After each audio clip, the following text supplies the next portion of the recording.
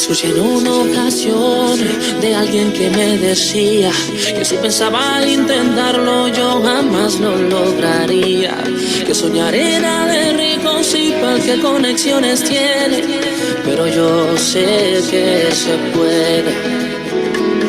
Yo miré hacia el futuro y el pasado lo borré, y a los que me hicieron daño también los perdoné.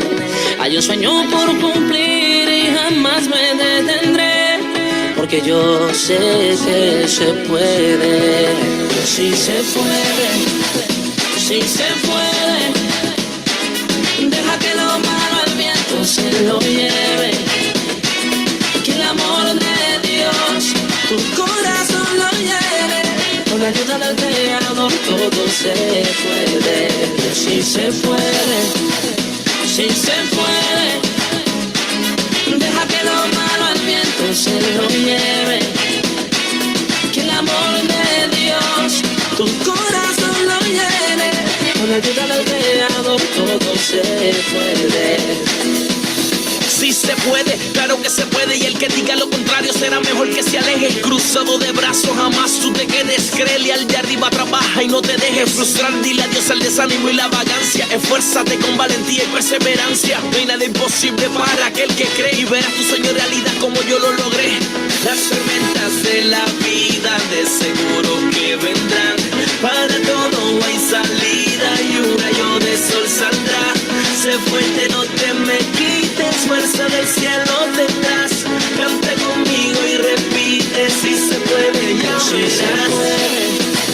Si se puede, deja que lo malo al viento se lo lleve, que el amor de Dios tu corazón lo llene.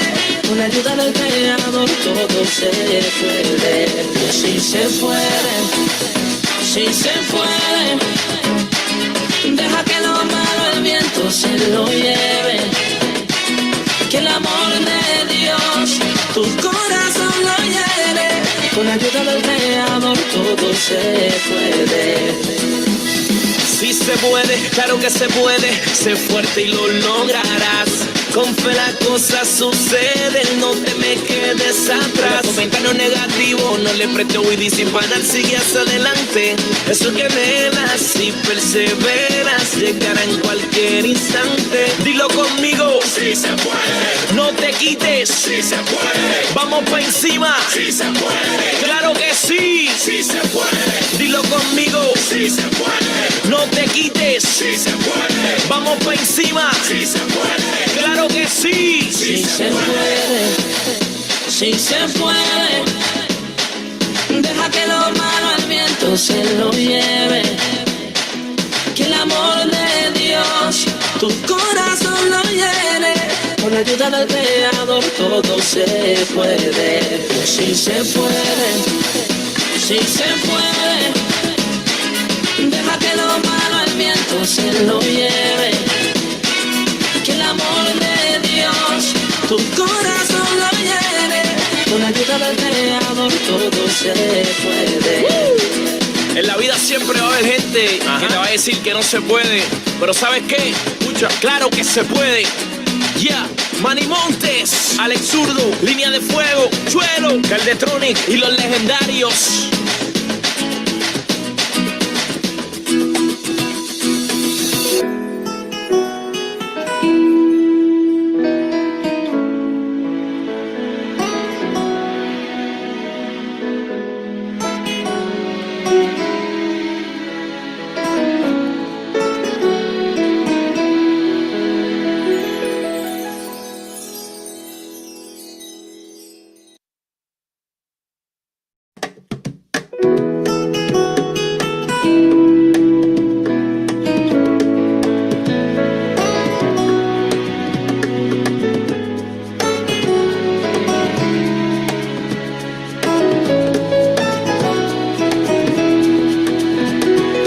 Escuché en una ocasión de alguien que me decía que si pensaba intentarlo yo jamás lo lograría, que soñar era de ricos y para qué conexiones tiene, pero yo sé que se puede. Yo miré Miré hacia el futuro y el pasado lo borré. A los que me hicieron daño también los perdoné. Hay un sueño por cumplir y jamás me detendré, porque yo sé que se puede. Sí se puede, sí se puede. Deja que lo malo al viento se lo lleve, que el amor de Dios tu corazón lo lleve. Con la ayuda del Creador todo se puede. Sí se puede, sí se puede. Deja que lo malo al viento se lo lleve, que el amor de Dios tu corazón lo lleve. Con la ayuda del Creador todo se puede. Sí se puede, claro que se puede. Y el que diga lo contrario será mejor que se aleje. Cruzado de brazos, jamás tú te quedes. Créele al de arriba, trabaja y no te dejes frustrar. Dile adiós al desánimo y la vagancia. Esfuérzate con valentía y perseverancia. No hay nada imposible para aquel que cree, y verás tu sueño realidad como yo lo logré. Las tormentas de la vida de seguro que vendrán. Para todo hay salida y un rayo de sol saldrá. Sé fuerte, no te me quites, fuerza del cielo tendrás. Canta conmigo y repite, si se puede, ya verás. Sí se puede, deja que lo malo al viento se lo lleve, que el amor de Dios tu corazón lo lleve. Con la ayuda del Creador todo se puede. Sí se puede, sí se puede. Deja que lo malo al viento se lo lleve, que el amor de Dios tu corazón lo lleve. Con la ayuda del Creador todo se puede. Sí se puede, claro que se puede. Sé fuerte y lo lograrás. Con fe las cosas suceden, no te me quedes atrás. Comentario negativo, no le preste oído y sin parar sigue hacia adelante. Eso que anhelas y perseveras llegará en cualquier instante. Dilo conmigo, Sí se puede, no te quites. sí se puede, Vamos pa' encima, sí se puede, claro que sí. sí se puede, Dilo conmigo, sí se puede, no te quites. sí se puede, Vamos pa' encima, sí se puede, claro que sí. Sí se puede, sí se puede. Deja que lo malo al viento se lo lleve, que el amor de Dios tu corazón lo lleve. Con la ayuda del Creador todo se puede. Sí se puede, sí se puede. Deja que lo malo al viento se lo lleve, que el amor de Dios tu corazón lo lleve. Con la ayuda del Creador todo se puede. En la vida siempre va a haber gente que te va a decir que no se puede. Pero ¿sabes qué? Escucha, claro que se puede. Ya, Manny Montes, Alex Zurdo, Línea de Fuego, Chuelo, Caldetronic y los legendarios.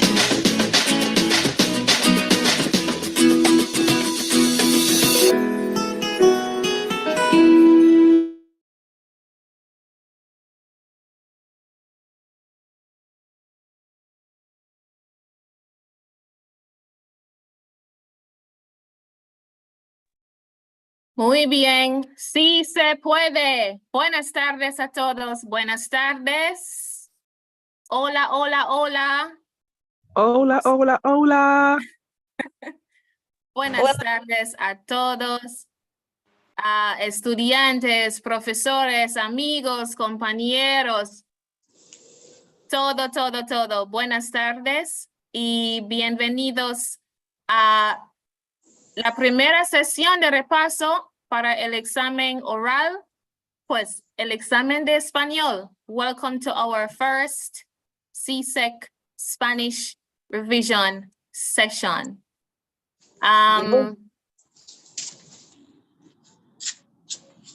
Muy bien, ¿cómo estamos?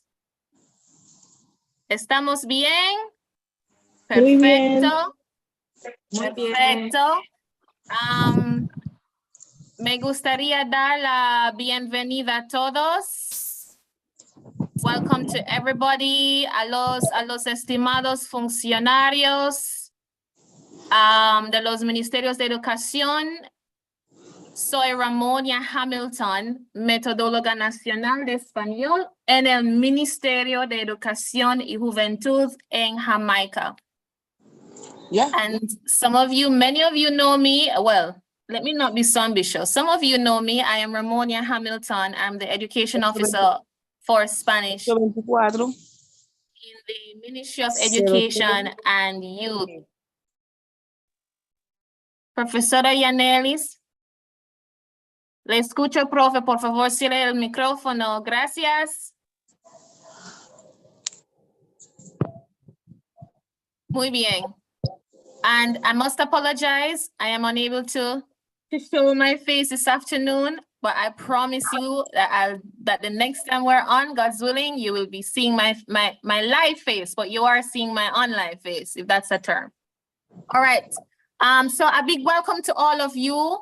These are review sessions that we'll run today and until your exams, and they are one of the initiatives of the Ministry of Education and Youth in Jamaica to assist students in their preparation for the CSEC Spanish examination. I'm gonna ask our technical, because I'm unable to right now, if you could, let me just do it.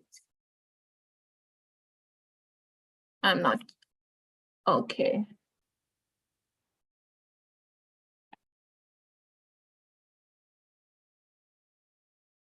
All right. Are you able to hear me, everyone? If you are, just let me know in the chat, put your thumbs up or some reaction to let me know that you're hearing me. Are you hearing me, everyone? All right, perfecto. Okay, perfecto. All right, so yes, so we will continue to share information on the rest of these sessions. So please stay tuned, students, teachers, everyone. Bienvenidos a los profesores, nuestros colegas. I always call you nuestros héroes or heroes that are working, you know, with your students.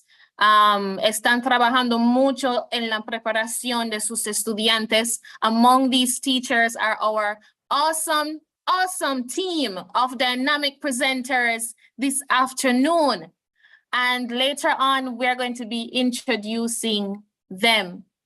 And to you, our students, you are the reason why we are here. You are the reason why we do, the main reason why we do all that we do. Bienvenidos a ustedes, a todos los estudiantes de Jamaica y del Caribe. And I wonder if we are able to, at this moment, put our schools in the chat. Let me see how many schools here are represented today. Let me see.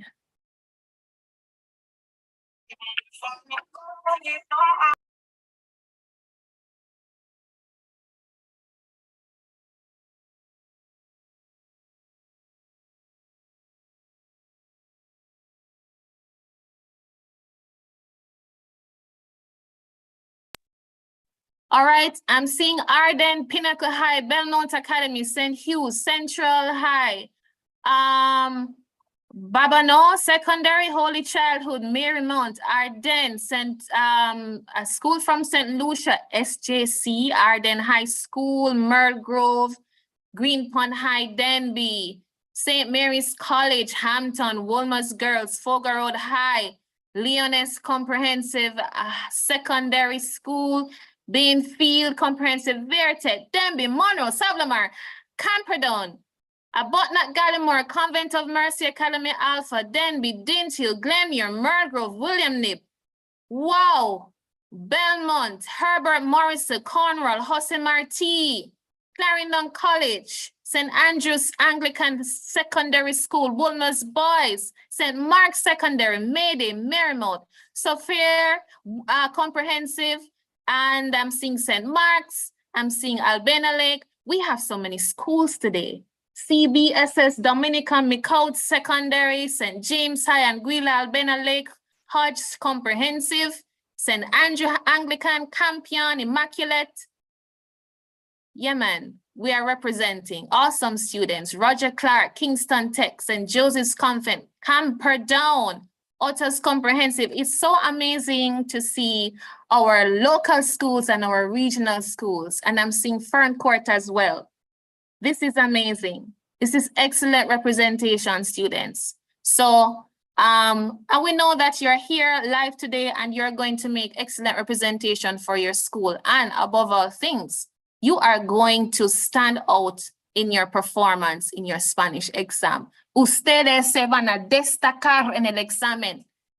And we are already proud of you. Ya estamos orgullosos de ustedes.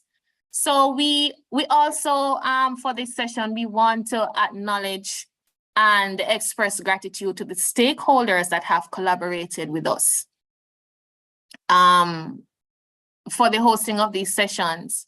Bueno, agradecemos a todos que han colaborado con nosotros para estas sesiones. The Spanish Jamaican Foundation is a collaborator. The National Association of Spanish Teachers of Jamaica, and of course, the Teachers Colleges of Jamaica as well, by virtue of the participation of a number of student teachers in this initiative, and the various agencies of the Ministry of Education, in particular, the Office of the Chief Education Officer that has provided the use of this platform for these sessions. And so it gives me great pleasure to acknowledge them. And I would also want to acknowledge Mr. Errol Horton. Errol, are you on us yet? And yes, Miss Vanessa. Yes, perfecto. Mr. Errol Horton, who is our main presenter for today, and I will be introducing him later on. And he's our education officer as well in the Ministry of Education. Miss Vanessa Megu is the managing director of the Spanish Jamaican Foundation.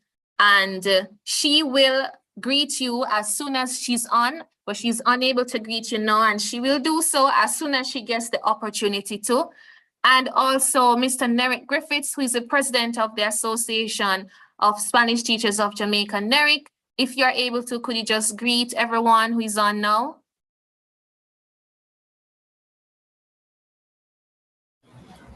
Muy buenas tardes a todos.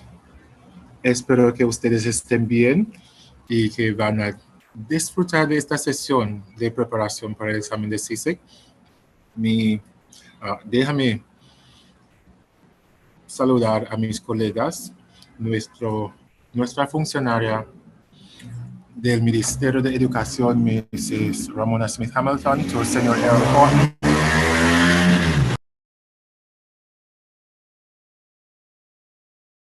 Disculpa, señor Errol Horton y la señorita Vanessa Megu, y a los profesores y sobre todo los alumnos que están participando. Muchas gracias por estar aquí y que disfruten el español y todo estará bien. Muy bien, mil gracias, Professor Nerick. And we also have an amazing team at the Ministry of Education. My section is the foreign languages section. We are a team of passionate educators. My senior education officer, I am not sure if she's on as yet, is Professora Marta Corbett-Ball. Marta, if you're here, please greet everyone. And Roxanne Lovelace, who is the education officer for French. Roxanne, if you're here, please greet everyone. Buenas tardes a todos. Buenas tardes, Professor Roxanne. Gracias por su apoyo, profe. And yes, a very, very, very, very warm, and when Professor Martha comes on, she will greet all of us as well. I want to especially welcome, as I mentioned before, our amazing team of presenters, passionate and dedicated teachers of Spanish. Profesores, les invito a saludar a todos. If you are here, if you are a presenter, please go ahead. We have Professora Angela Smith-Griffith, Karash Wolf, Marisbeli Sana Spena. If you're here, please just open your mics and greet everyone.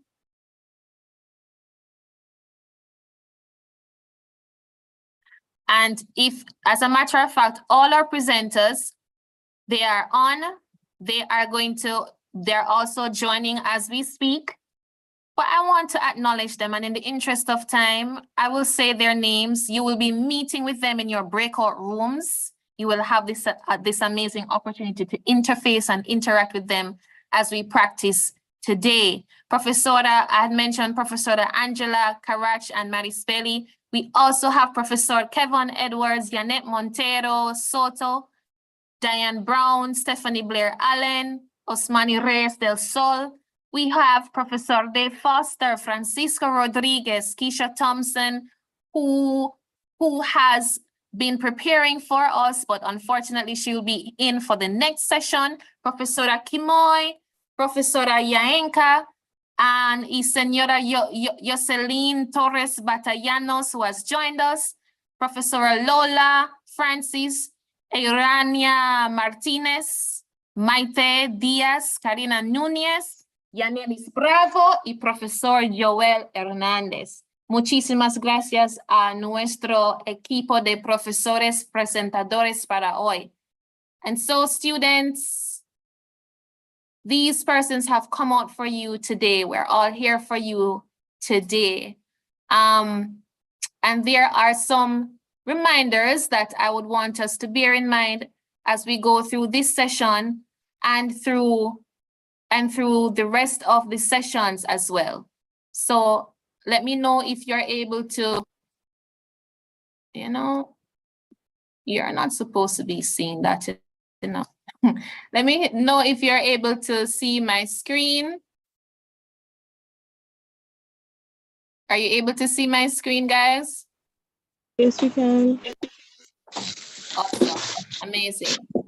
All right, and for those of you who are here in Jamaica, if you were present at one of the Spanish Partial Immersion Days, where the Spanish Jamaican Foundation collaborated with the Ministry and the Association of Spanish Teachers, just let us know, use a reaction. We would have come into the different regions if you were there with us. Awesome. So my voice should be familiar to some of you. So great. All right, so this is just a continuation of the same initiative, but online, all right? Muy bien. Okay, so I just want to bring your attention to a couple of reminders, guys. Okay, so remember, we would like for you to use your full name to participate so that we can address you accordingly. We want for you to keep your microphones muted. It's the same online etiquette as usual, guys. We just want to remind you because you're already aware of all of these. The fact that if you have a question or even a comment, doesn't have to be a question, just raise your hand and wait to be acknowledged. And when you're acknowledged, you will unmute and speak. And when you're completely finished speaking, then you will mute your microphone and lower your hand, all right?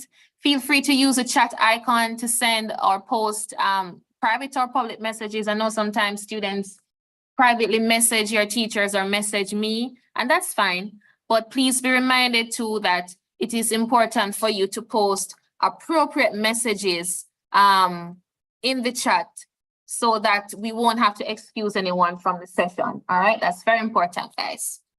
Okay. All right. Excellent. So we're going to be continuing soon. And as usual, we have a few nuggets and affirmations. And today I just have 3 little nuggets and then some affirmations. And then we are going to get into the presentation. All right. So I want you to remember, there are a few things I want for you to remember at this pivotal stage of your lives. The first thing is that it is normal to be apprehensive and anxious for what is happening with you. I mean, after all, nobody does this stage of their lives without feeling that way. And you're saying to yourself, this is it. This is the moment I've been preparing for through all my high school years. But I want for you to take a little different look at it.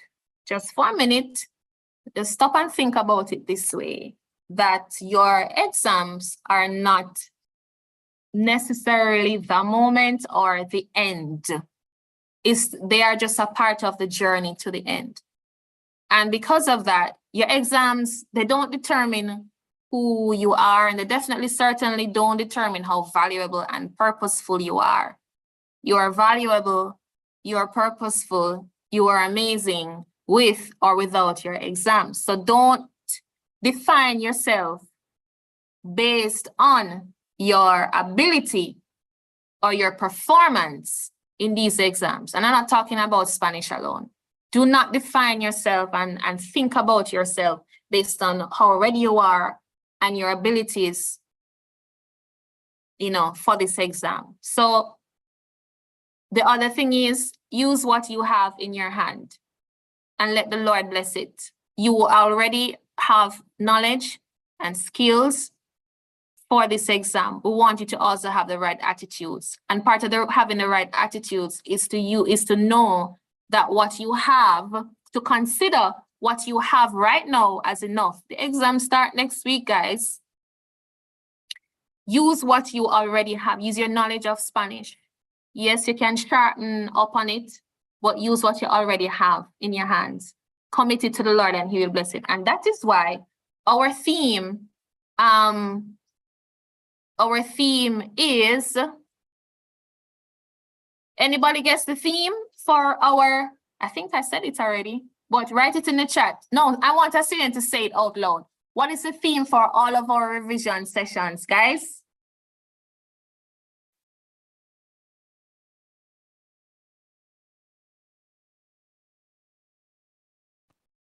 Anybody can tell me? Just open your mic and say it out loud.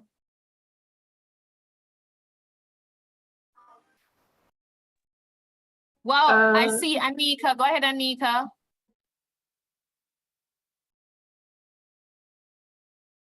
Ooh. Go ahead, Anika. Si puede. Oh, nice. Very nice, Anika. You have 2 of the words. Si se puede. Sí se puede. Someone even sang it. Awesome. I love that. Here we go. Sí se puede. Todo es posible. And so today's affirmation is this. This is the affirmation for today. I am well able. ¿Y cómo se dice en español? Who can tell me? I am very able. I'm very much able. Yeah. Soy muy capaz. Soy muy capaz. So open your mic, students, and say that. And you don't even have to open. Soy muy capaz. Soy muy capaz. Soy muy capaz. Muy bien. Soy muy capaz. Muy bien. Muy bien. All right. So I am going to be introducing our speaker soon. Our speaker, not our speaker, our presenter. But before I do that, I just want to do a little check with you guys. Let's see now. All right, get ready to post in the chat or even to open your mics and speak. Let me just check to see, how much you know about the C6 Spanish oral exam. All right, guys, are we ready? All right, so this is a trivia. Vamos a jugar. Let's go. All right, so what section or sections of the C6 Spanish oral exam will be tested in April 2024? The oral examination. Yes, what sections? So we have, look at all the 4 options, guys. Is it A, B, C, or D? I'm seeing Rohit. Could you go ahead? What's the answer there? Would it be hold on. It's B. B. I'm hearing B. All right, guys. Anybody has anything different? B. B, the answer is B. All right. Okay, guys. Now I'm very happy that I'm hearing that the answer is B. For sure, the answer is B. Oral situations, guided conversation, and reading passage. So those are what will be assessed. We are back to having our oral situations included as a part of the exams.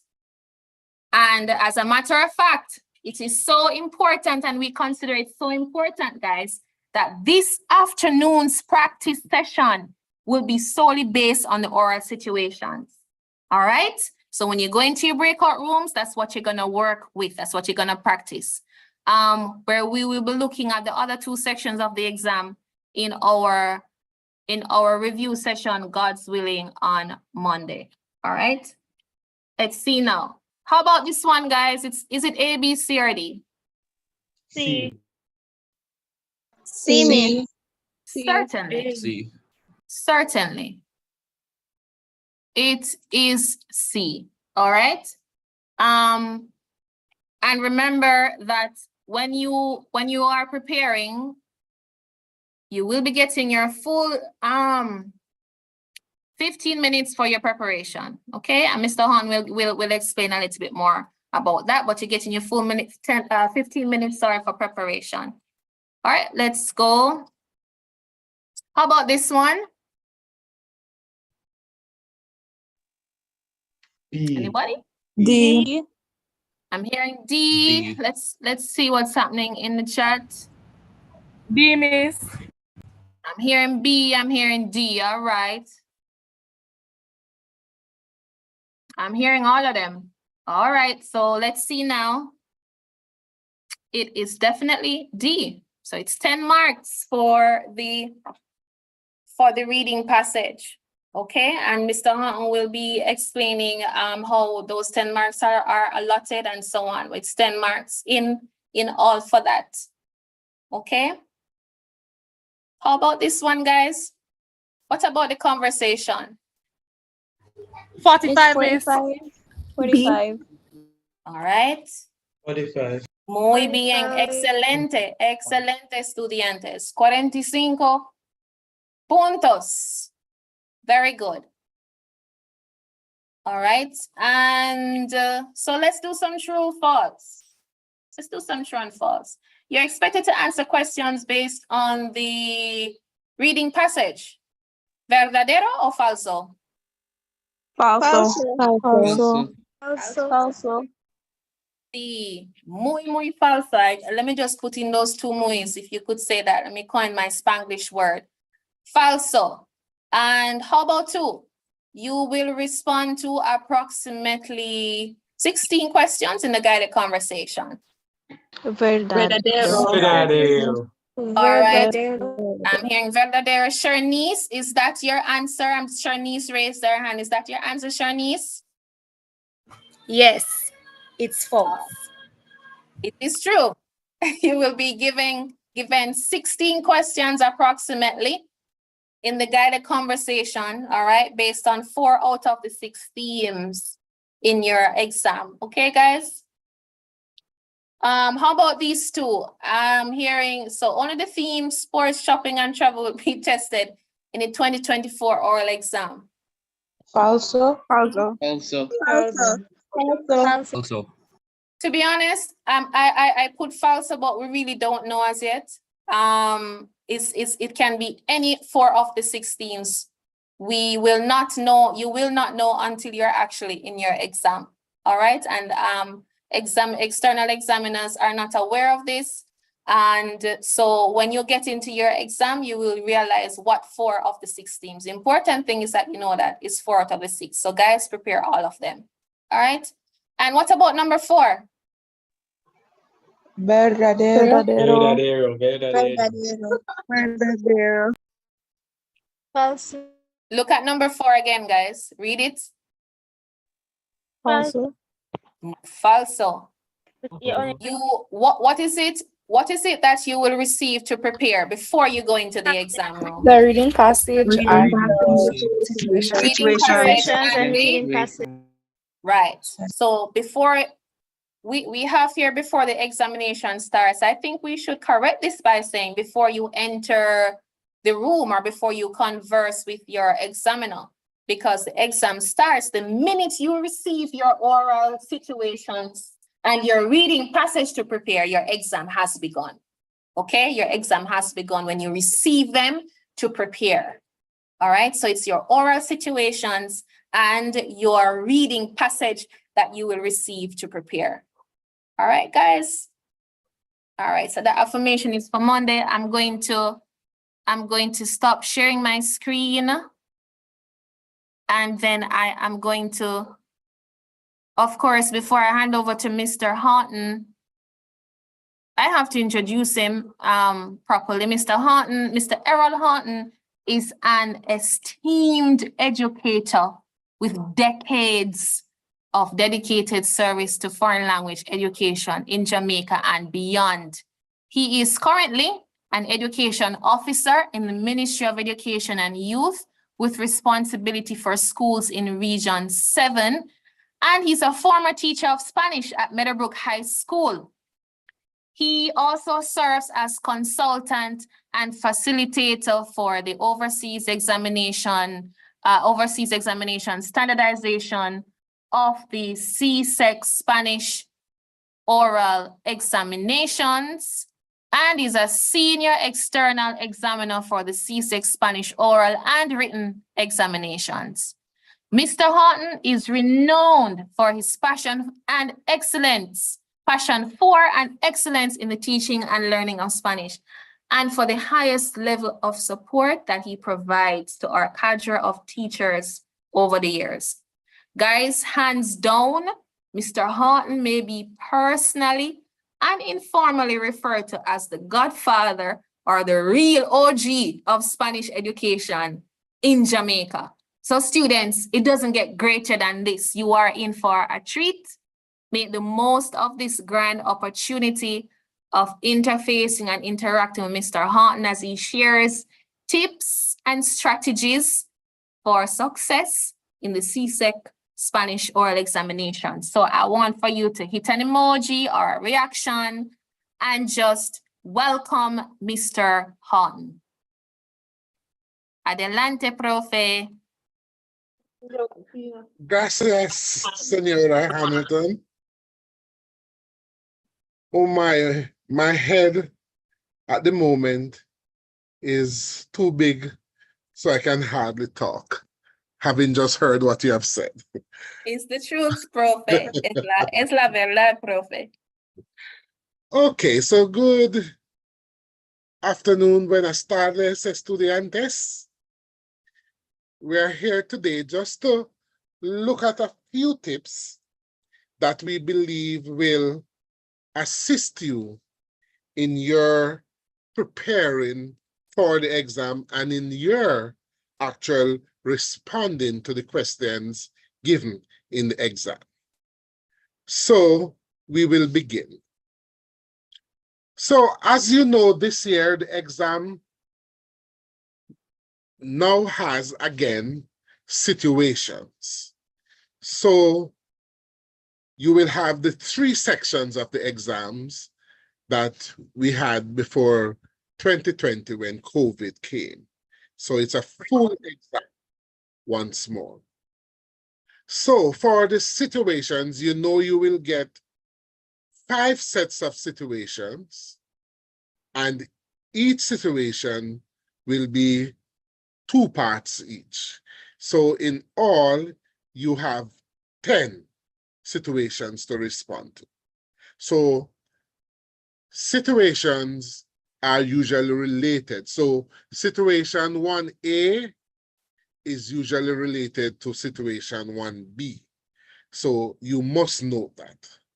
So we want you to be very, very careful when you're dealing with the situations.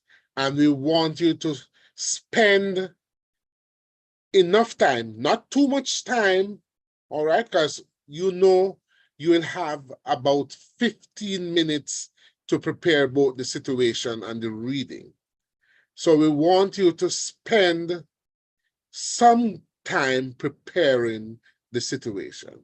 So you need to ensure that you read the situations carefully so you can have in your mind exactly what you are being asked in the situation. Also, you need to decide when you are going to give your answer, what register you need to use when answering.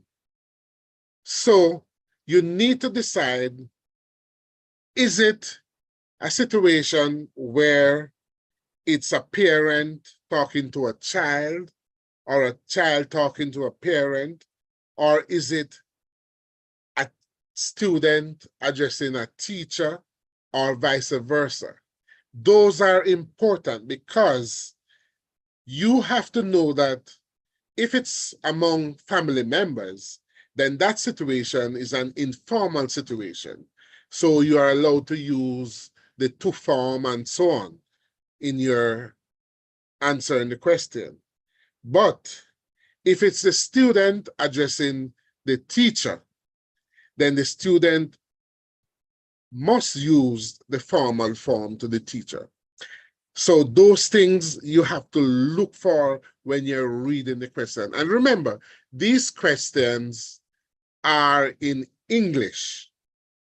So you will see exactly, but when you are answering, you are going to answer in Spanish. So you have read your question and you have picked up that, okay, it's a formal situation. So I'm going to use the usted in one part, and then the other part may need for you to use to, because it's probably the teacher speaking to the student. So you have to go back to using the to. So you have to be careful how you examine and use the appropriate register. Also, you need to know whether when you are addressing a matter that the situation presents, if you're addressing one person or you're addressing more than one person. So then again, let's say you're doing a command. And if you're addressing more than one, you have to use the plural command. All right? These things are critical for you to really get your full marks. And we know that if you really prepare yourselves, you will get your full marks in the exam. All right? Then again, you need to ensure that if your response needs for you to ask a question, then you ask a question. And on the other hand, it may be that you need to make a statement. Make that statement. So check your question. It's important. I can't overemphasize the need for you to read the situations and formulate in your head what you're going to say. I said that way because I have to tell you that, remember, you're doing an oral exam and you are not allowed to write on the paper. The same paper you're using to prepare, the other students coming after you will use it. So if you write on it, you are giving them an advantage. All right? No writing.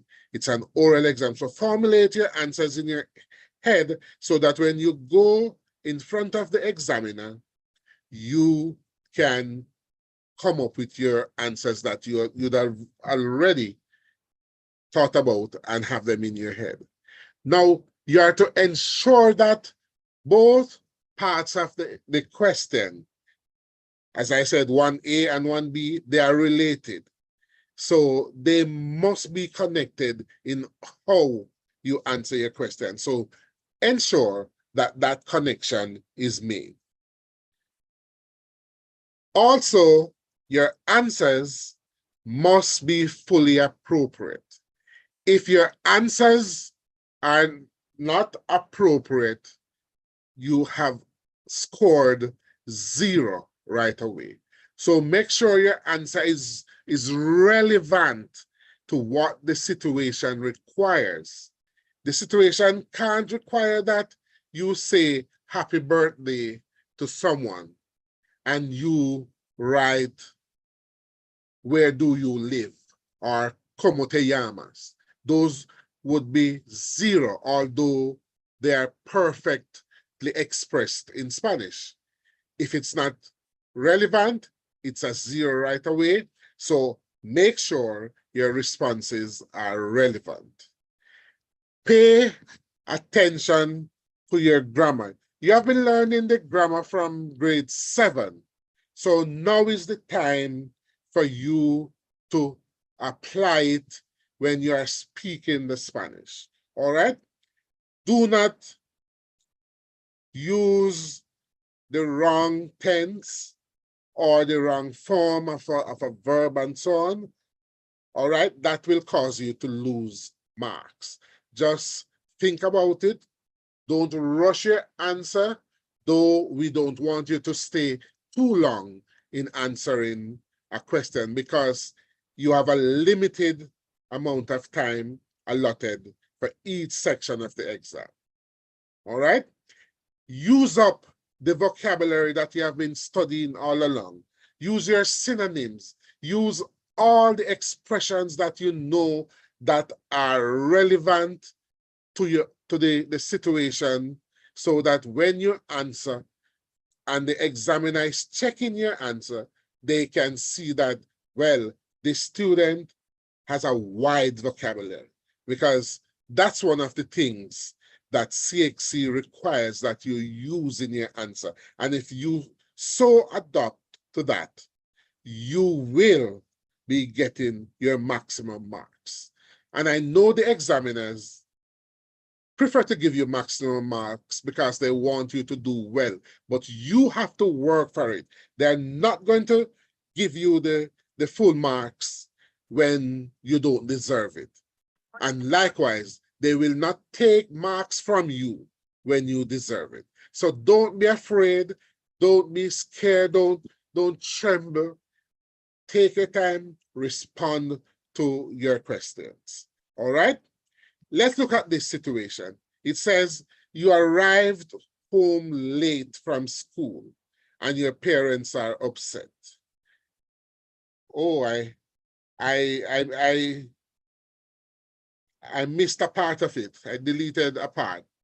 But I think part A asks, what do you say to your parents? And part B, what do your parents say if that happens again? What will happen to you? Okay, so this is a kind of possible answer that you could use. In A, you could have said, había una huelga de autobuses. There was a bus strike. All right, something simple that captures the essence of why you could be late. All right, don't think of saying that, you know, I had to stop and talk with my friends and then suddenly something else happened. No, something happened, give one reason. If you have to say you have to stop and talk with your friends, that's your answer. Do not make it too long so you go and make mistakes of grammar and spelling, well, not spelling, of pronunciation and so on. All right? And a simple thing that the parents respond, they said, vamos a castigarte. So if the student comes home late again, this is what the parents are going to do. And notice the question asks, what do the parents say? So it can't be that you're going to say voy a. Since it's the parents who are speaking, it should be vamos a. We are going to do something. That's how you have to examine the question and ensure that your answer is relevant. I think I see some hands that are raised. Facey, you may go ahead. Buenas tardes, señor. Buenas tardes. Yo tengo una pregunta. Sí. Could also like you could say to your parents like the reason why you were late is because like yo tengo un deporte para en el tarde. Could that work as well?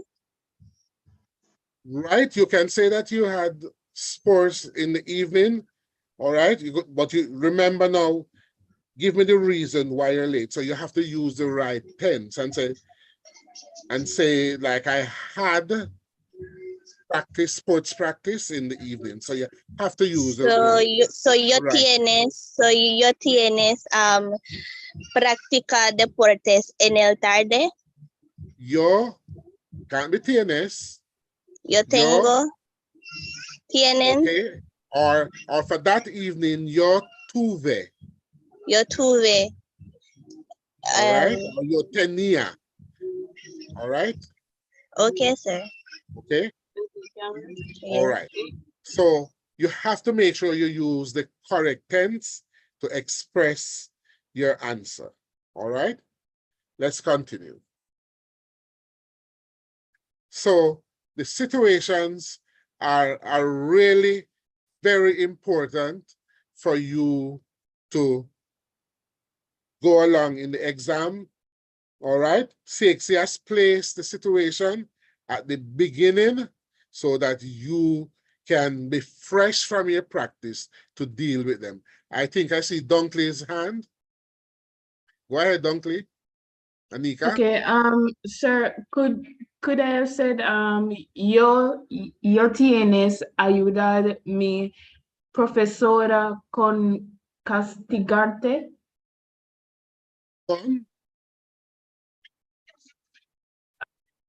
Say that part again. Say that part again. Yo tienes ayudar mi profesor con castigarte. Okay, the last part doesn't seem to fit in that much, but remember again, one, you have to make sure you use the correct form of the verb. All right? So with yo, it can't be tienes. All right? If it is the present tense. All right? And since you had to help your teacher, it would have to be yo tuve que ayudar. All right? Tuve que ayudar. All right? A mi profesora. Wait, Hello? sir, my background was a bit noisy. Could you repeat, please? I'm saying that you have to use the correct form of the verb and also the correct tense. So since you had to help your teacher, it would be tuve que ayudar a mi profesor con with whatsoever it is. Not castigarte. With punishing you, no. All right? With something. Wait. Okay. Okay? Sorry. Okay, sir. All right, so let's go on. Any other question and situations? All right, so the reading passage.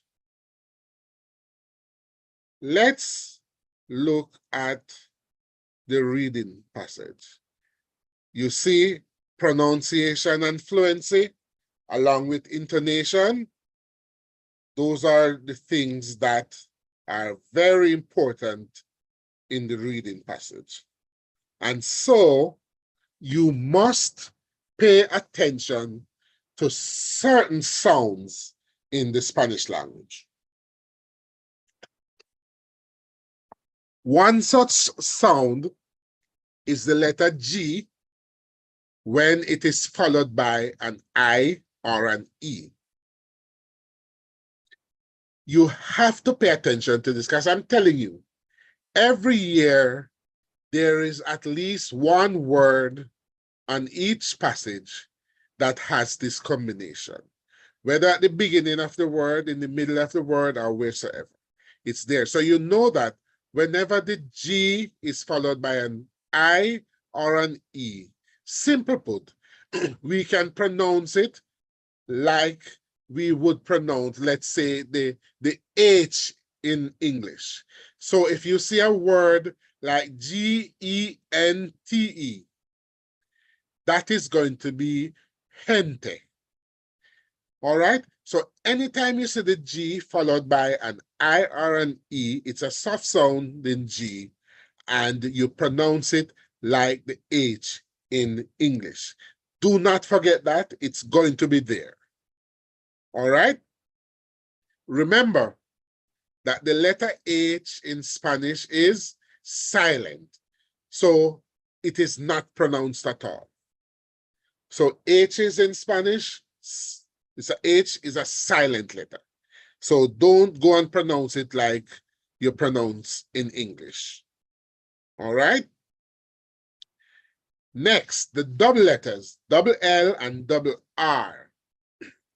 The double L, you know, all of you know to pronounce it well, you know, because you always say me llamo.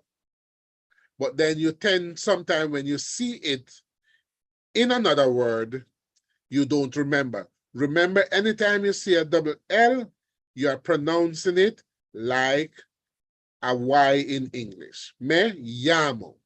All right? Sometimes now you hear them call it, they say me llamo, all right? But me llamo is what you have been told by your teachers to pronounce it that way. The double R, you need to ensure that that is pronounced. For example, P-E-R-R-O, that's perro, perro, all right? You have to be able to pronounce the double R, because if you don't pronounce it and you say perro, perro, that is P-E-R-O, which means something else. In reading the passage, you have to pronounce the R when it is double, the way it ought to be pronounced. And that is very important, because these words, these letter combinations and letters are always in the passages, so you need to look out for them and pronounce them the way they ought to be pronounced. The letter J, all right, remember, all right, let me ask Lexi to speak. Lexi, go ahead. Sir, what if we don't know how to pronounce the R, how to roll it? You don't have to roll it as distinctly as I do, but you need to show the difference between the single R and the double R, all right? It is not going to be so bad in the reading, all right? If you don't pronounce it like you said, perro, and so on, no. All right? But make sure the R is really pronounced. All right? May I say something, Mr. Houghton? Sure, go ahead. Yes, I know that a number of our students might be very anxious about this one, about the rolling of the R's. It is a skill that is acquired over years of practice. In some cases, years of practice, if it doesn't come naturally. For some of you guys, it comes naturally, and that is good. If it doesn't come naturally for you, like in a case like this, I am thinking that a strategy could be to probably extend the sound of the R in a double R word, like perro. If you're unable to roll your R, you're listening to somebody who got the rolling of the R's way after I did CSEC, and I'm here with you today. So if you're not able to do it, please do not become so anxious about it that you jeopardize your chance because you're saying, oh my God, I'm doomed, I can't do this. You can still be successful. Just do your best at it. All right, that's what I want to say. Great. So you need to follow that advice, and don't worry about pronouncing one or two R's incorrectly. All right, that won't necessarily stop you from getting your 10 for your reading. All right? All right, so we're on to the J, the Jota. All right? We all know how to pronounce it. Those who are from Jamaica, you know that in Spanish, to say Jamaica in Spanish, it's Jamaica. All right? That's the same way. The name Jose, Juan. All right? That's how you how to pronounce the words with J when you see them. All right, they're going to be in the reading passage, so make sure you do that. Likewise for the enye. Notice it's enye. The N with the tilde, like in Espanol, in niño, niña. All right, you have to pronounce that. You can't pronounce the enye just like an N without the tilde, because that would now be something that the examiner will say, okay, she has not learned how to, or he has not learned how to pronounce the enye. All right. Next thing, look out for cognates. All right. Some examples, general. All right. Students tend to, when they see words that look alike in Spanish and English, they pronounce them like they're speaking English. You have to remember you are doing a Spanish oral exam, and so all the things you have learned about pronouncing Spanish words come into play. So don't go there and say general. It's general. Don't go there and say idea. It's idea. All right? And sociable, original, cereal, horrible, universidad, doctor. All right? And especially for the doctor, they tend to just say doctor. All right? Don't let these words that look alike mislead you to pronounce them in English. In the passage, if they're putting an English word, they will probably put it in quotation marks, or it will be in italics or something like that. All right? But don't let the cognates lead you to pronounce them incorrectly because they look so much like the English words. All right? A very, very important part of the reading is the phrasing. All right? That is how you group the words in the passage when you're reading.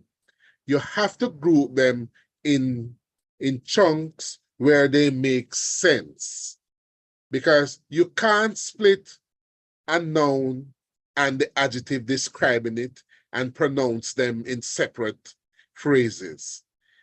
You will not be really expressing what the passage is actually saying. So you have to put your adjectives with your nouns and pronounce them in one breath. All right? That is very important for you to do. That's one of the faults that students make each year. So that is important. The next thing, remember this little thing that they call sinalifa. Don't worry about that word.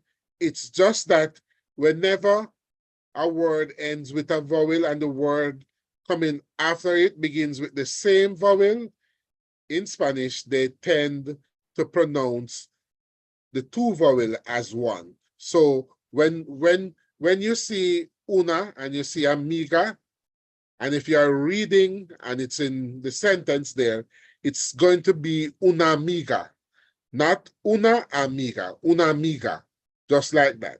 Same thing for no olvides, no olvides. All right? That's how you pronounce them, and you show the examiner by pronouncing them that way that you know about the language. Because you're not only reading the words, you have to show in your reading that you know how the language operates. All right? So we continue. Accents. It's important that you observe the accentuation on words. Look at the two words in the brackets. The first one, H-A-B-L-O, and the other one, H-A-B-L-O with a written accent mark. All right? So both words have stress that are to be observed. The first word is hablo, which means I speak. I'm hearing somebody's microphone. Somebody's microphone is on. I'm hearing somebody. Go ahead and unmute, Mr. Horton. The second one, now it's hablo. All right, so it's hablo, I speak, which is present tense, and then hablo, which is the predicate of the same infinitive hablar, which means either he spoke, she spoke, or the usted form of you spoke. All right, so you have to be deliberate in how the words are pronounced. Okay? If you say an accent on a particular syllable, then that syllable is going to be stressed. All right? So don't go putting the stress on the wrong syllable in the word. Sometimes you get a different meaning when that happens. Excuse me, sir. Yes, go ahead. Can you explain over the 2 minutes of the hablo, please? I did not hear that. Can You you want me to explain? repeat? Yeah, repeat.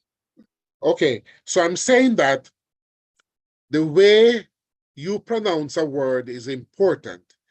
You have to observe all that the language offers to help you with how they want the words to be pronounced. For example, if you see HABLO and following the language rule, you know that that is going to be pronounced hablo. If you see HABLO with an accent mark on the O, it's telling you that the stress is no longer on the first syllable, but now is on the second or the last syllable in this word. So it's now hablo. So one is hablo and the other is hablo. And though they're from the same root word, they mean something different, especially in terms of tense and in terms of who does the action or did the action. So it's important to pronounce the word as it ought to be pronounced, all right? Because the examiner, using the guideline that CXC provides, will have to grade you accordingly, all right? So this is how the reading passage is graded. When you are finished reading, the examiner who would have been listening to you will decide whether your reading is good, very good, outstanding, moderate. I won't even go below moderate, because nobody is going down there. All right? And when they check your reading and they say, okay, the pronunciation was very good, the fluency was very good, the accentuation and the stress was very good, all right? Might have made one or two phrasing errors and a little problem with intonation. Then the examiner said, okay, it was a very good reading. So depending on how the examiner sees it, they'll give you a 7 or an 8. All right? So it's after you have finished reading that the examiner will examine all that you have read and give you one of the marks as allotted there. All right? Please note, making a few errors in stress or so on, and notice I say few meaning 1 or 2, will not necessarily cause you not to get your 10 if everything else is okay. All right? So you can get your 10 marks if you read well and your reading is outstanding. All right? And that is what everybody should aim for. All right? So this is how CXC, this is the actual marking scheme that CXC has for the reading passage. All right, so we are going to the last section of the exam, the conversation section. This is a section that students fear, but you don't need to have any fear because, as I said, you have been preparing this to answer these questions since you were in grade 7 and you didn't even know from them. All right, so what I will advise you to ensure that you do is to give a response to all of the questions that you're asked.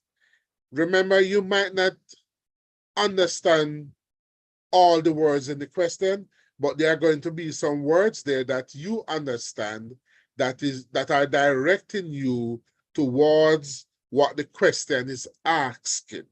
All right? It's better for you to attempt to answer it than not answer. All right?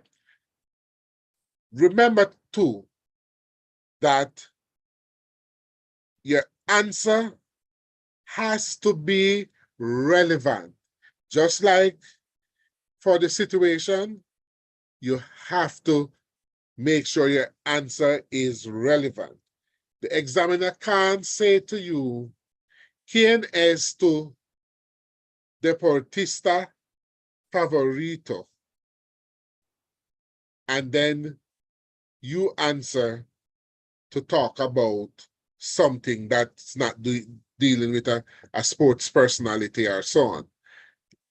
If you answer that way, you're not going to get marks, although this section of the exam is marked as a whole, not necessarily per question. It's your performance in the entire section that is graded. All right? So ensure that you don't get zeros for your answers by making sure your answers are relevant. All right? Even if you have some mistakes in there, you will get marks. All right? So answer the questions and make sure they are relevant. All right? In this section, you are going to get questions from 4 of the 6 areas that CXC has given for you to prepare. You don't know which 4, your examiners won't know which 4 until they start examining you. So you have to prepare all 6 so that when CXC come and CXC bowl those balls, you hit them for 6 each time. All right? Let's look at a question. Suppose they ask you, ¿Dónde prefieres hacer las compras?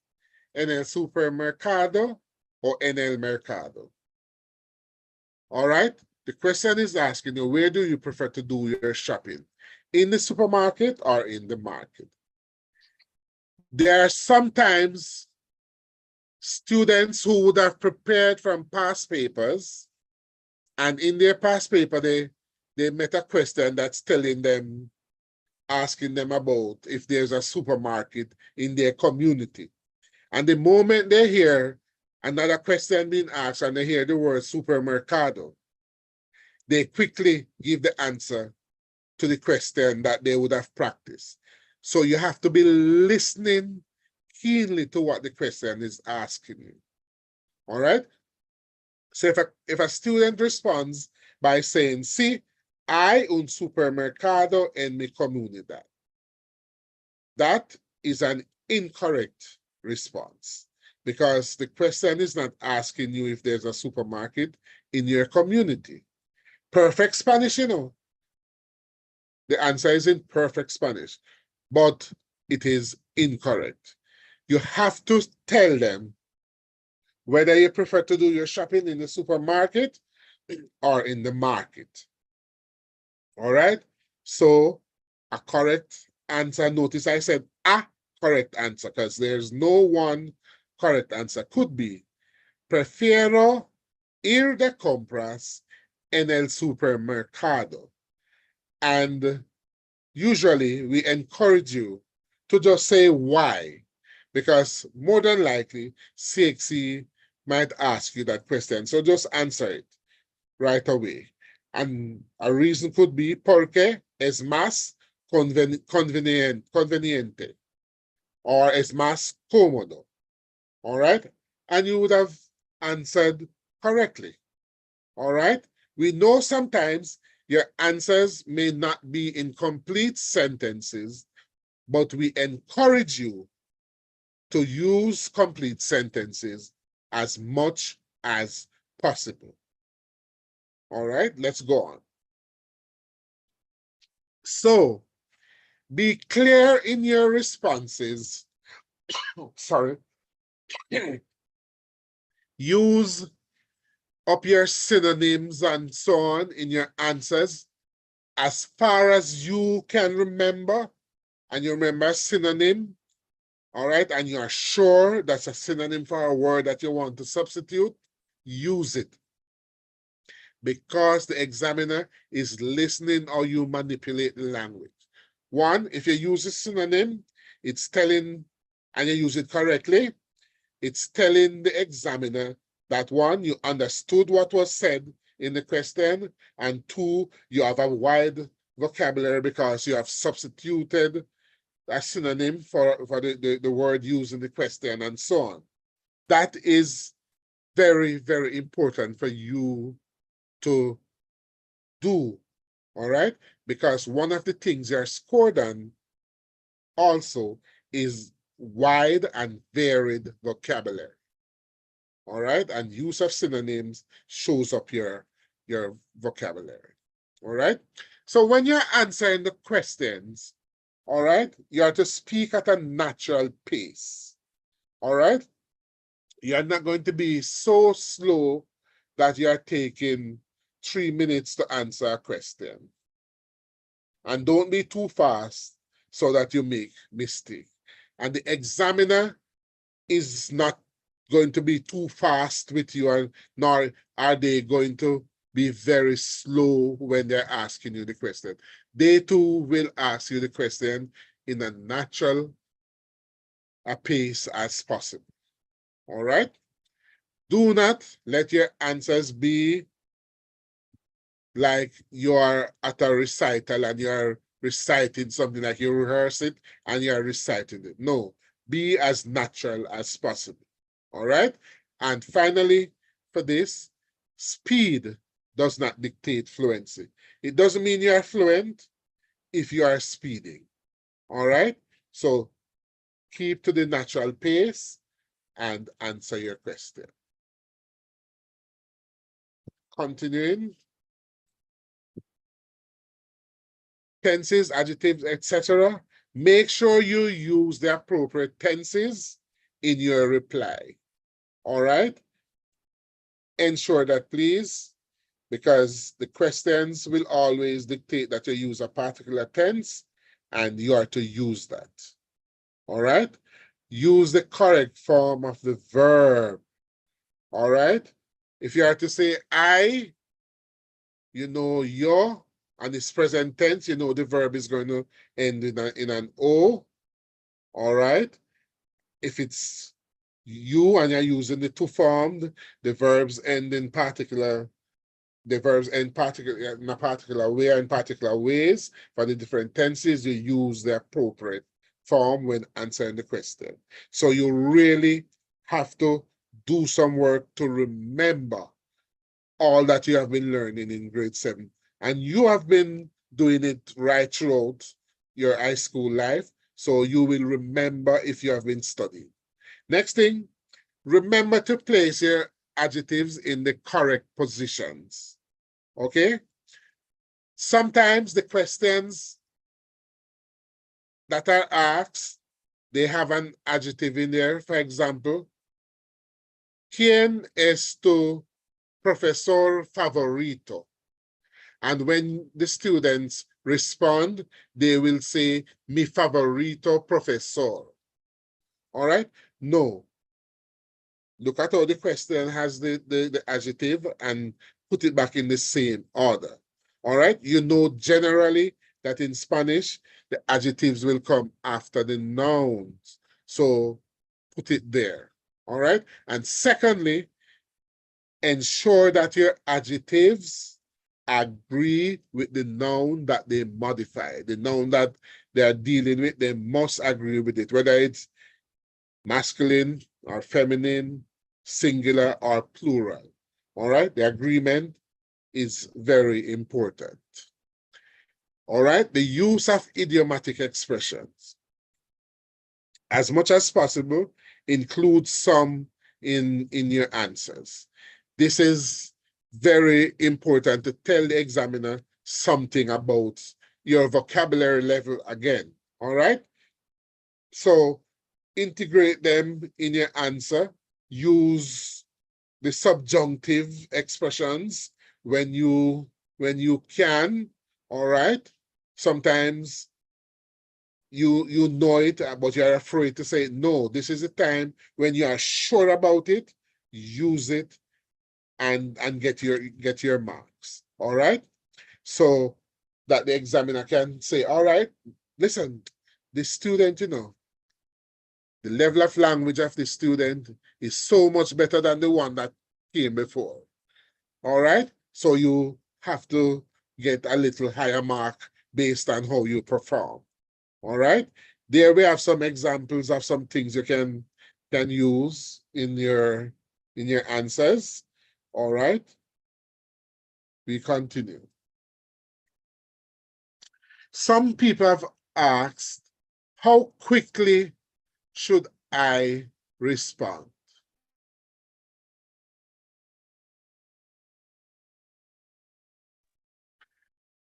How quickly should a student respond? We want you to answer as quickly as possible after the question is asked. You don't want to delay your answer too much, because one of the things that the examiners test you on based on CXC's guideline is to see if you understand the question. And if you wait too long, all right, it could be construed as that you are not understanding the question. So as soon as you understand the question, answer it. But sometimes you can buy a little time while you're thinking. All right? Expression that you can use. Esta es una pregunta interesante. This is an interesting question. And you even hear people in English. When the journalist asks some of the politicians or whomsoever a question, sometimes you hear them say, oh, that's a very interesting question. When they say that, they're thinking up the answer, but you have to do it as quickly as possible. So you can use some of these expressions to kind of delay in a few seconds before your answer. That is acceptable. All right? Continuing.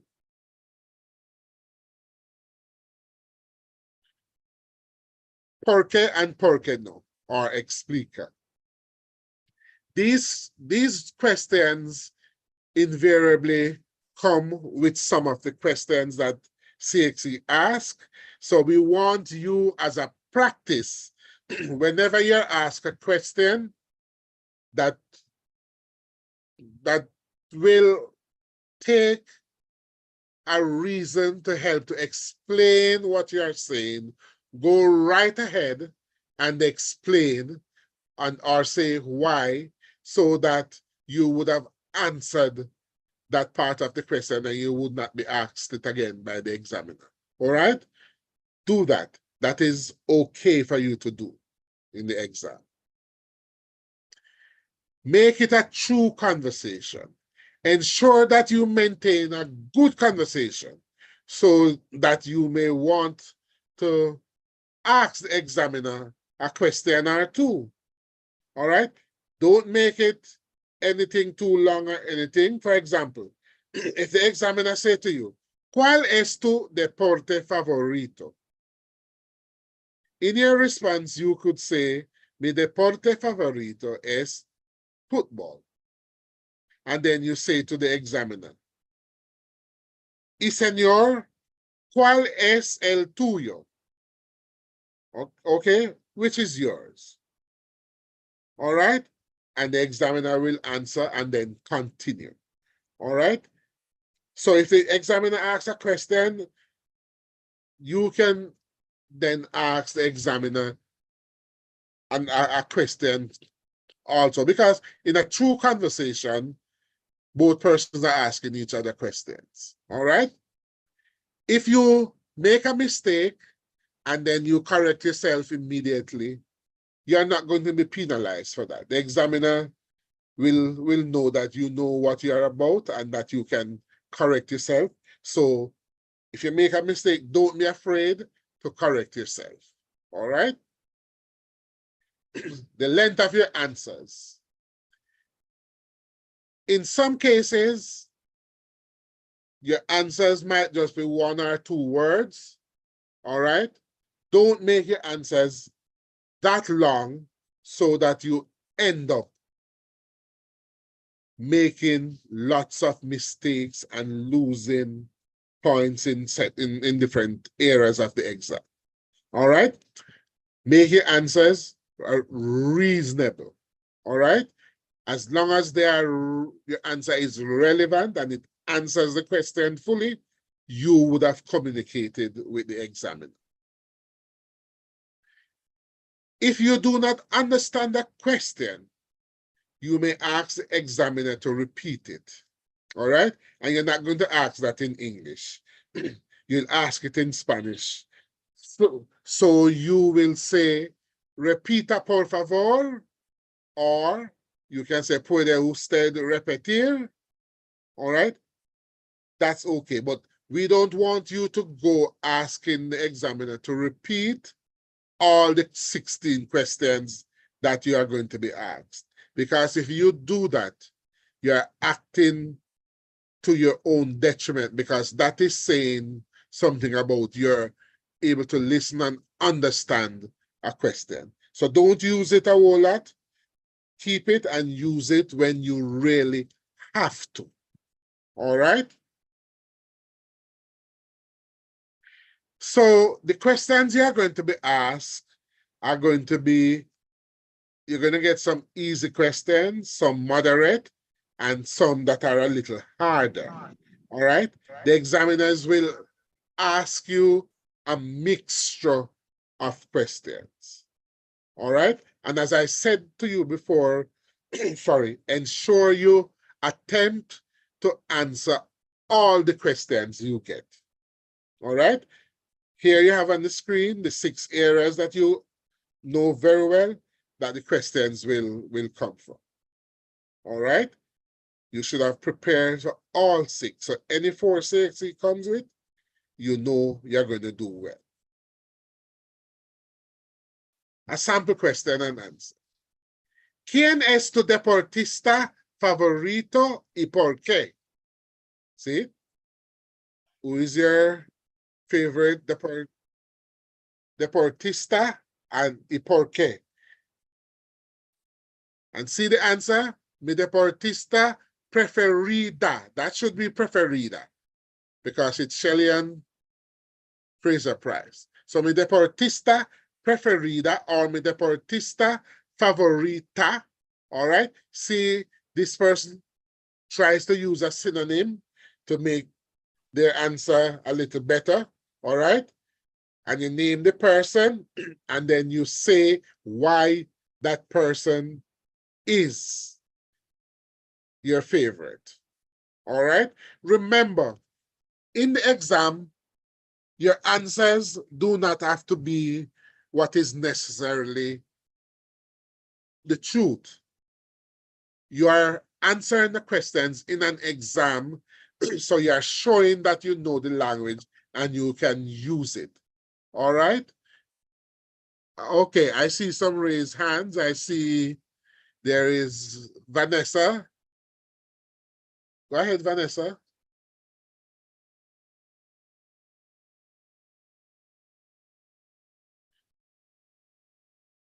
All right, Dunkley. Okay, sir, could a possible answer be mi deportista Yes. Favorito es Huminson porque él es guapo y inteligente en fútbol. Okay, so it would be él es guapo e inteligente. Yeah. Yes, E. All right, remember Yes, that sir. the Y changes to E in front of I and HI. Okay, él es inteligente in football. That's okay. That's a good answer. All Thank right. All right. Next person who had their hand up.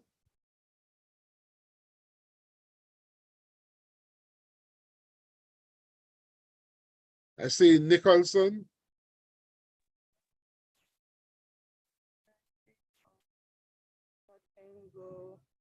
All right, no one is. Go ahead. So could I say no tengo deportista favorito porque no me gusta deportes? Okay, very good.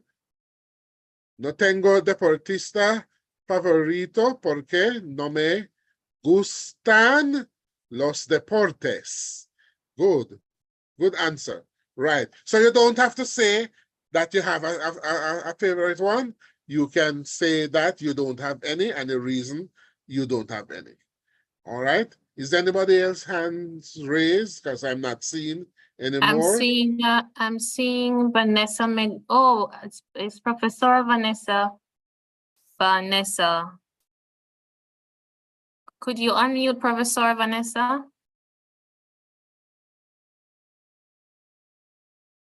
I don't know if you would want to wait until Senior Horton finishes. You can go ahead, Senior Horton. Okay.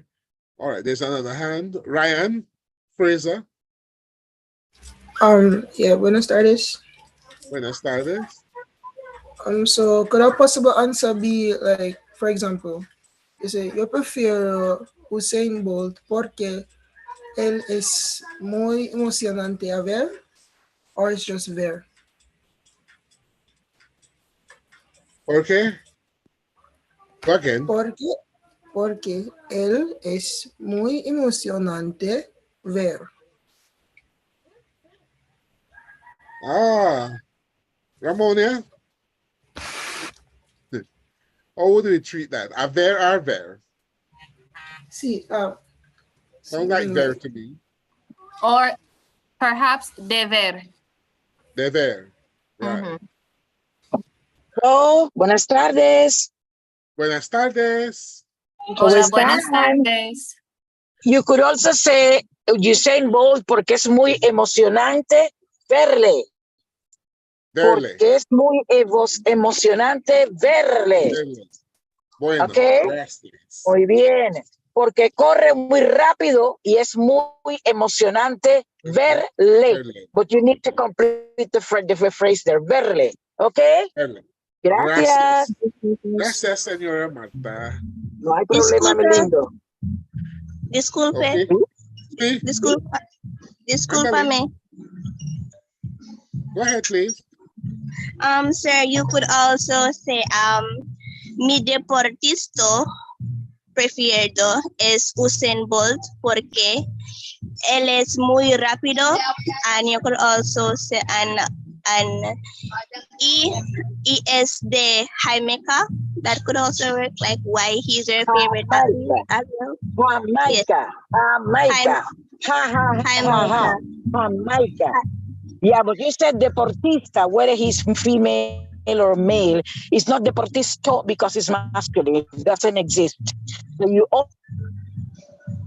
always say deportista because it's neutral for masculine. So whether it's male or a female, or even in the case of that African athlete that had both sexes, it is deportista. Now, what determines the gender will be the article. El deportista will be masculine.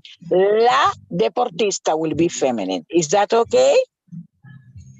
Yes, miss. So if you are speaking of Shelly, and you will say la deportista. But if you are speaking of Usain Bolt, you will say el deportista. Is that okay? El masculine, el plus deportista masculine. La plus deportista feminine. Okay. Thank So you. it would be it would be el deportista preferido es Usain Bolt porque es muy rápido y es el de Jamaica. Yes, de Jamaica. Y es de Jamaica. Y porque es de Jamaica. So why would you believe that the man is excited because he's from Jamaica? What makes that so special? But the answer is perfect. Because I am also Jamaican. That's why. No, you are talking from a position of national pride, and the answer is perfect. It's okay. Okay, right. But then Sir Houghton is trying to exert from you reasons why you like that particular, athlete, deportista. Okay. Right. Thank you. Okay, good. So we have 2 more hands up. Gamaliel and West. So Gamaliel from Pinnacle of Humanity. Sir, when you say if you should say to the examiner, would it take off marks?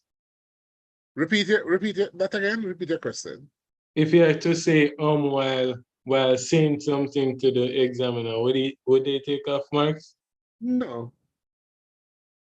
No. Okay, sir. Okay. London. Buenas tardes. I would like you to critique, sir. Mi deportista favorito es Lionel Messi, porque el manera que él juegue fútbol es hermosa. Okay, so it has to be la manera.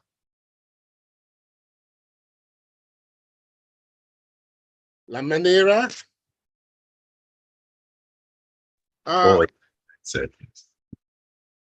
Go again.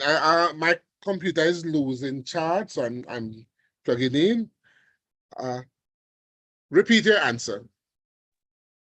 Mi deportista favorita es Lionel Messi. Favorito. Yeah, since it's something you're talking about. Mi deportista favorito es Lionel Messi porque la manera él juegue fútbol él es hermosa. Porque la manera como juega fútbol es hermosa. Porque la manera o por su manera de jugar fútbol. But you are making it too complicated for yourself. Try to find something simpler. Me gusta Messi porque es rápido, porque es excelente, porque produce goles, porque es el mejor atleta del mundo. No, but try to find, you are complicating yourself. I am trying to help you to say that if you look a simpler way, an avenue simpler, it will be easier for you. Okay, sir? Yes. Hello? No problem. The Messi student, can I please speak? Yes, go ahead, Martha. I'm trying to say to him that if he finds a better choice of words, he can make it simple on him. Because he's going to get into corners that was going to make it complicated and take away the points from the answer. So, me gusta Messi porque es excelente, porque es rápido, porque es un excelente jugador de fútbol, porque juega fútbol, porque es el mejor jugador de fútbol. But when you get into manera and all that, you're going to have to make conjugations there that you may not be prepared for, and it will make your message, you will lose points. Because grammatically it will be incorrect. So try to find a way to say something and listen to what Sir Hutton said before. You don't need to say true, but you need to be accurate and just try to be concise to express your idea in a way that it comes across and you secure your points. Is that clear? So the manera is okay when you are speaking elsewhere, but you are going to have a problem saying por la manera en la cual juega, porque su manera de jugar es excelente. Those will be the two choices. Now, I'm trying to still keep that Messi is your preferred choice and possibly provide you with other ideas that could make your message come across for the sake of securing the points without having to be so, specific.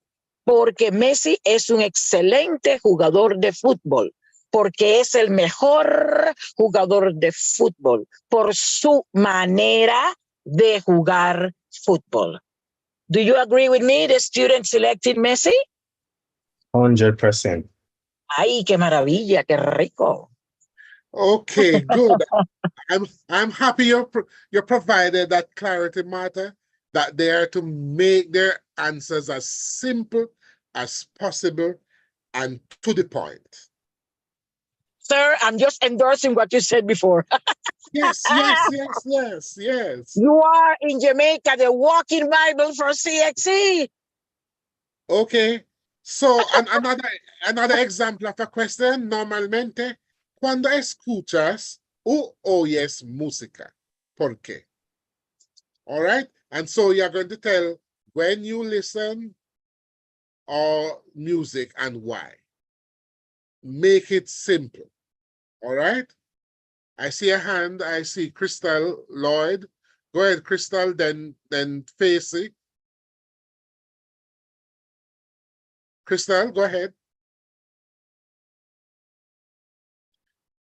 Go ahead, Anthony.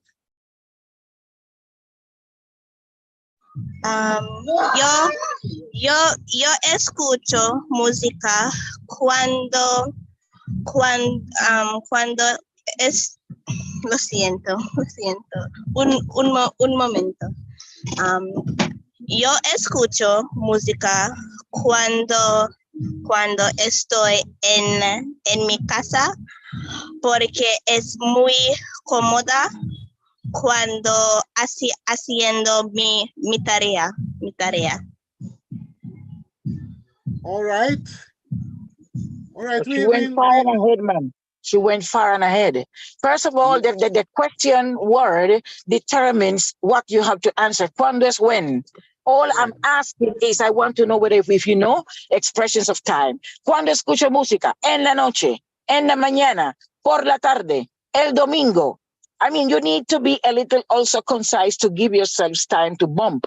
The lady went ahead to tell you when and why. But if you miss, then you are going to put yourself in trouble. So it is good to excel if you know it, but otherwise, let us get to the core of the question. You can identify that when a question starts with cuando, then you can provide the answer to say when, and you are going to use a suitable time of expression. Do you agree with me? Agree.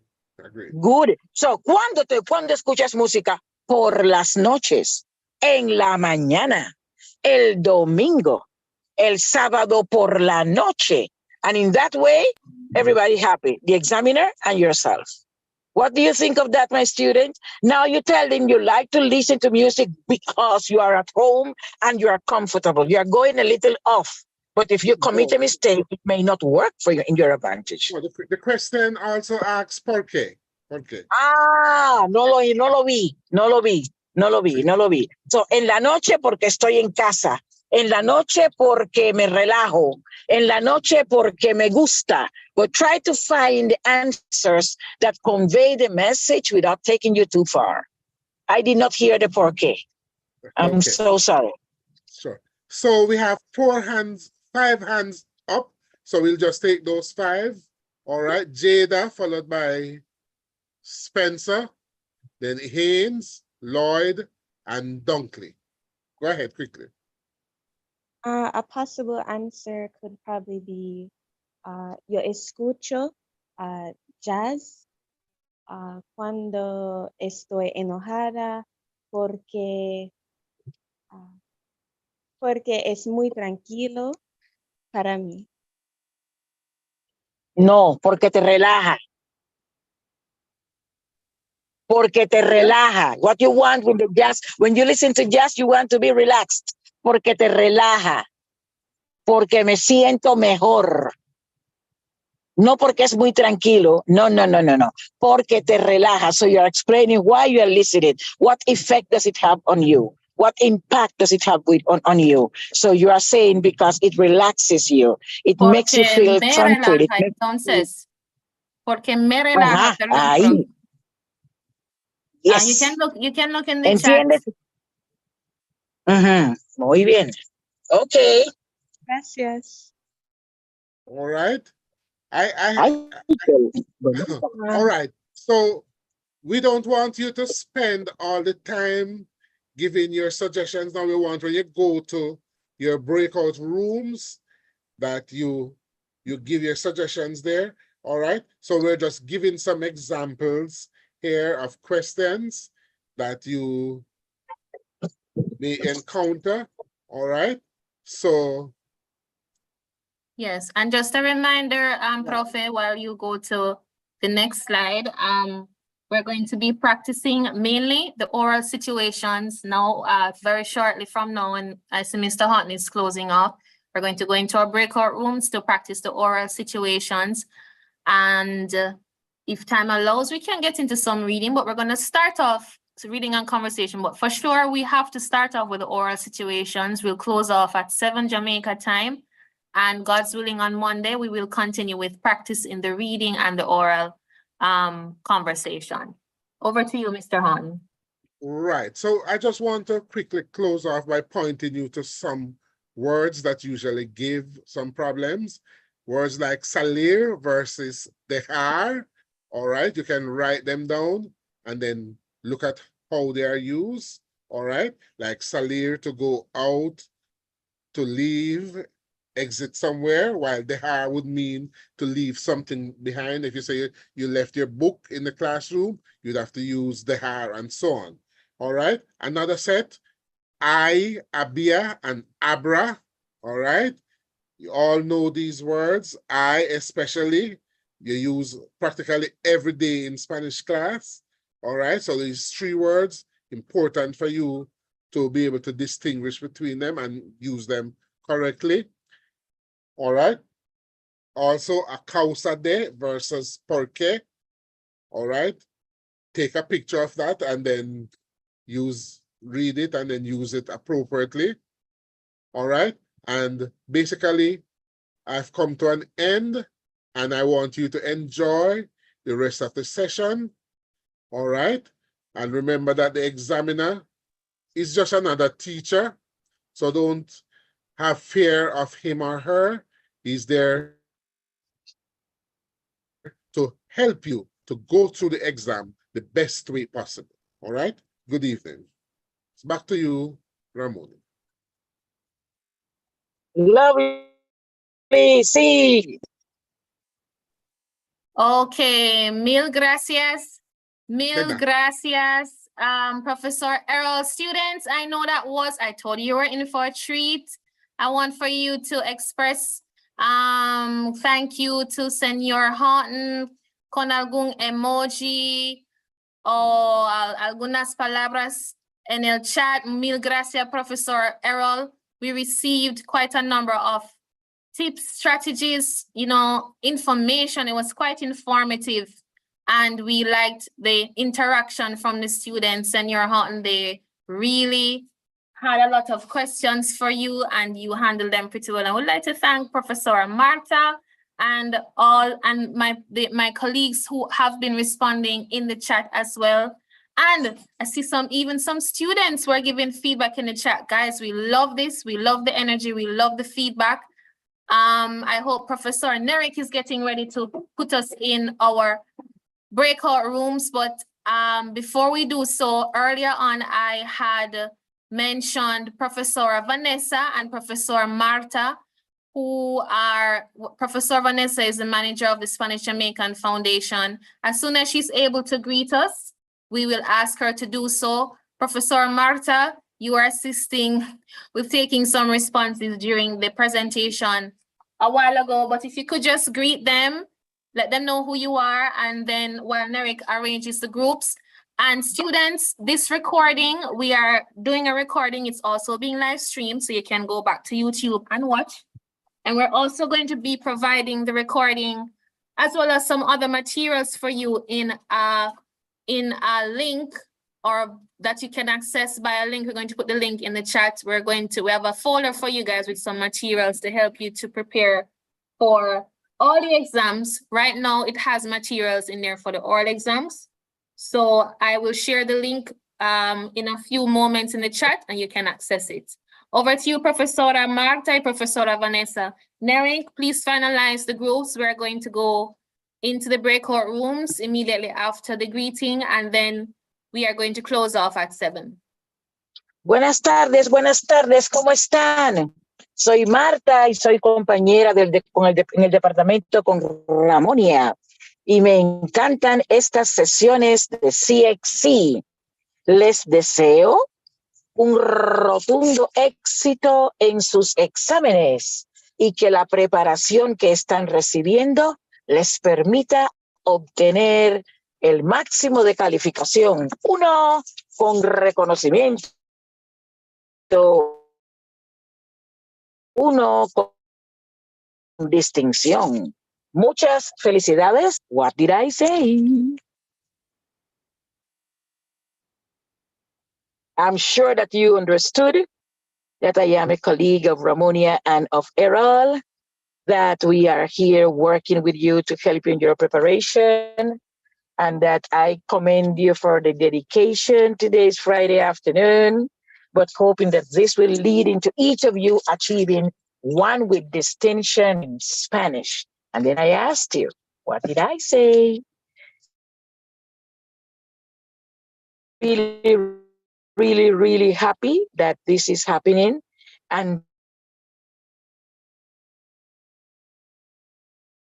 the magician creating all this platform so you guys can practice. We have now 348 students, and some are coming and going as a connectivity works. We were at 362 and it went up to 368. So the attendance is also very good, and I'm suspecting that we are having also some Caribbean colleagues in attendance. Can we know from which countries we have participants, Ramonia? Were they able to indicate it? From which countries we have participation in today's session? A number of countries. There is St. Lucia, Antigua, and we're seeing, I think, Barbados. I'd have to just double check the chat, but quite a number of Caribbean countries have joined us. Excelente. Welcome to each one. And every year we try our best to share with our Caribbean colleagues. I love the session. I love the energy, but I also love that the students are participating. You are able to respond and you are able to provide answers to the questions. So teaching was taking place. Kudos to all the teachers who prepared you for the exams. Don't even talk about Ramonia and Eric and Errol and Vanessa. The team is excellent and wishing you all the best in your efforts in what is happening. Blessings and the best of results when the time comes. I'm sure that by now, practically the time is ready for you to be sent to the different rooms. Am I right, Ramonia? Yes, we're getting the rooms ready, Marta. Very good. But I could very well say 1 or 2 things and see who can understand me, since this is precisely the challenge. I am sure that the students would appreciate this additional practice. Adelante, profe. Okay, so what we're going to do now is I'm going to be saying some things like small paragraphs in Spanish, and I want you to try to tell me whether you type it or not. You can type it or raise your hands to say, try to tell me in English if you understood what I have said in Spanish. Let us put the airs to the test. Voy. Buenas tardes. Mi nombre es Marta y soy cubano-jamaicana. Vivo en Kingston, Jamaica, y me gusta mucho Jamaica, porque el clima es excelente. Las personas son aún más excelentes. Las playas son muy bonitas. Y las frutas, wow, muy dulces. Stopping here. What did I say? Let me see some of the students. You live in Kingston. Okay. Continue, please. Miss, you say that you are Cuban American. You say that you live in Jamaica. You Yes. said that it's very clean and nice here. You said that the fruit is very good. That's all I could get from it. Yes, that's Okay. majority I The got from it. You music picked was up a sweet. lot. Climate is lovely, as well as the beaches. She said that. Okay. What else? What else? She said that people are lovely as You well. said that you love You Jamaica. also said The that you climate, the climate, Ajá.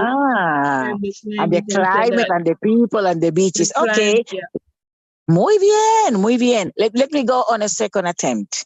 And this one now is quite interesting. Wow. La música.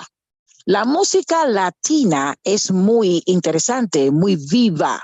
Me gusta mucho, mucho, mucho bailar salsa, pero también me gusta el merengue, la bachata y la zumba. El baile es muy bueno para el cuerpo. Es una forma de ejercicio. Stopping here. What did I say now? I love to dance I salsa. love to dance. You were saying that you like to dance salsa. Okay. What else Miss, I you like? said something Only about salsa? Latina music. Only Samba. salsa? Samba. Aha. You said you And like something samba. about Latino. Not samba, but So you like zumba. to dance. Aha. And And what else did I say? And what chuchara, else did something I like say? that. Huh? Chuchara. I cannot pronounce it well.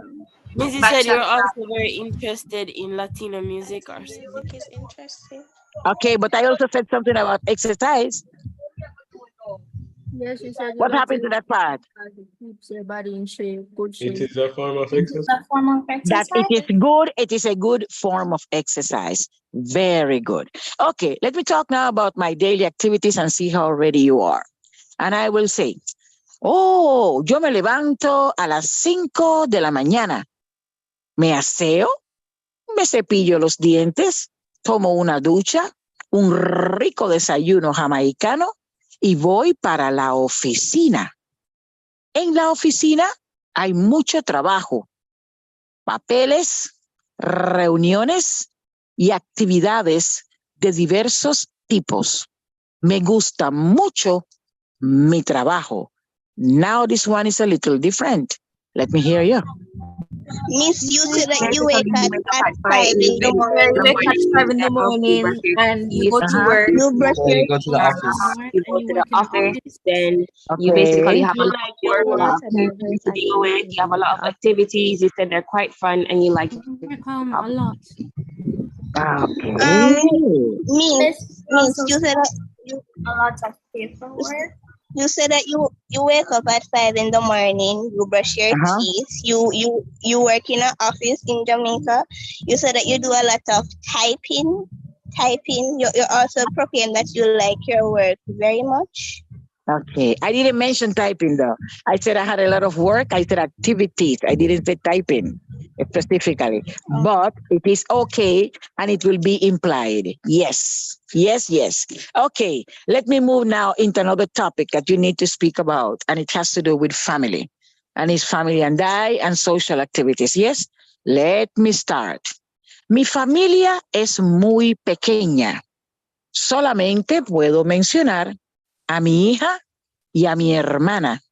No vivimos en la misma casa. Mi hermana vive en Kingston, pero en otro lugar.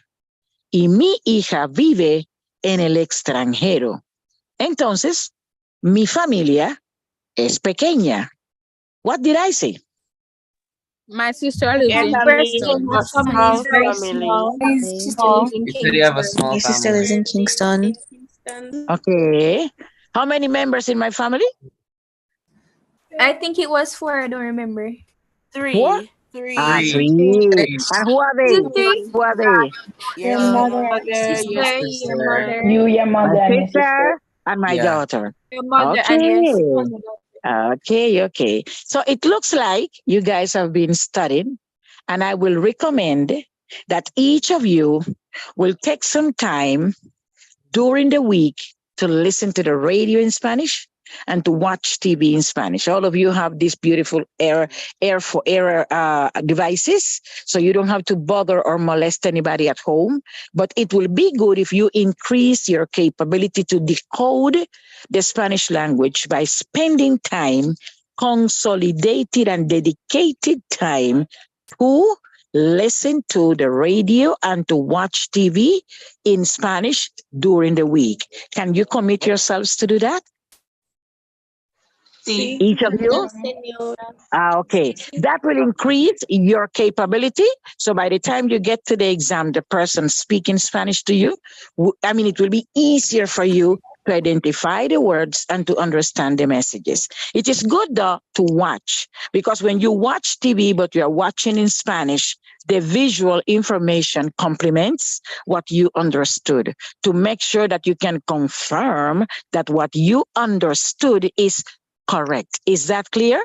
Another good idea is if you have friends who are Spanish speakers and you can spend some time with them speaking over the phone, asking and answering questions to each other. That is just to practice. And once you do that, it will also trigger your level of readiness to be able to answer to the questions that will be posted to you during the oral exam. Is that okay? Hello? Miss, would Now, listening to Spanish music help? Miss, would listening to Spanish music also help with yes, but understanding the Spanish language? music has a problem. One, the letters and the information may not be that educational. And secondly, sometimes the pronunciation, because of all the noise of the music, will be more challenging than so. You're preparing yourself for an exam, so it is easier to leave it at the level of regular conversation. Therefore, your attention can be into vocabulary and communicating. Music not always communicates, especially if you get with reggaeton or one of those styles that barely speak any language and least of it Spanish.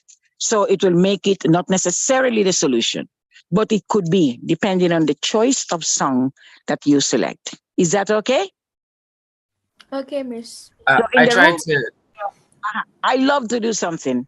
I love to imagine that I'm preparing like a suitcase to travel, and then you go into your closet and you say, pantalón, camisa, o sea, el pantalón, las camisas, los zapatos, la ropa interior, el desodorante, la pasta de diente. And if you are really into details, you can even name them. And that is very good. I want to dictate to you now the best AI app that we have now in the market to search for meaning. And it is depl.com. Ready to write it down? D from daddy, E from engineer. You repeat E from engineer, P from Pope, L from large, .com. depl.com, created by a gentleman who was born Polish and then became German. And it is far better than Google Translate right now.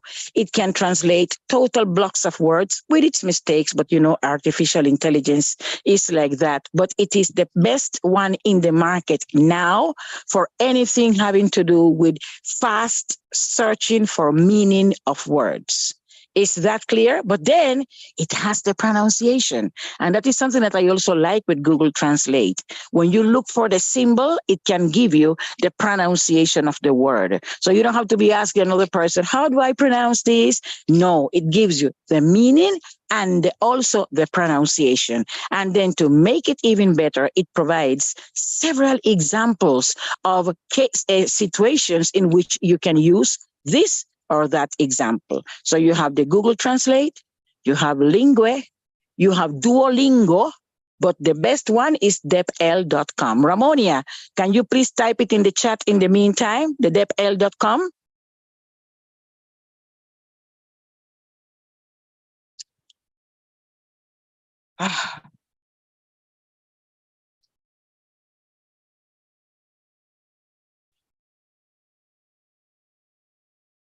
Miss, it's in there. It is in the chat, depl.com? Yes, Miss, and the link too. So each of you take note of it and use it to study. Ramonia, ready now for the breakout rooms? Discúlpame, señora. Yes, Marta. Let me, before the students go to the breakout room, students, let me just put the link in the chat, please, while you're here with us. So we're going to go in the breakout rooms, facilitators, because we are a little bit behind. I'm going to ask us if we could work until around 7:15, if that is okay with you. I'm coming, baby. I'm coming, baby. Muchas gracias, muchas gracias, muchas gracias.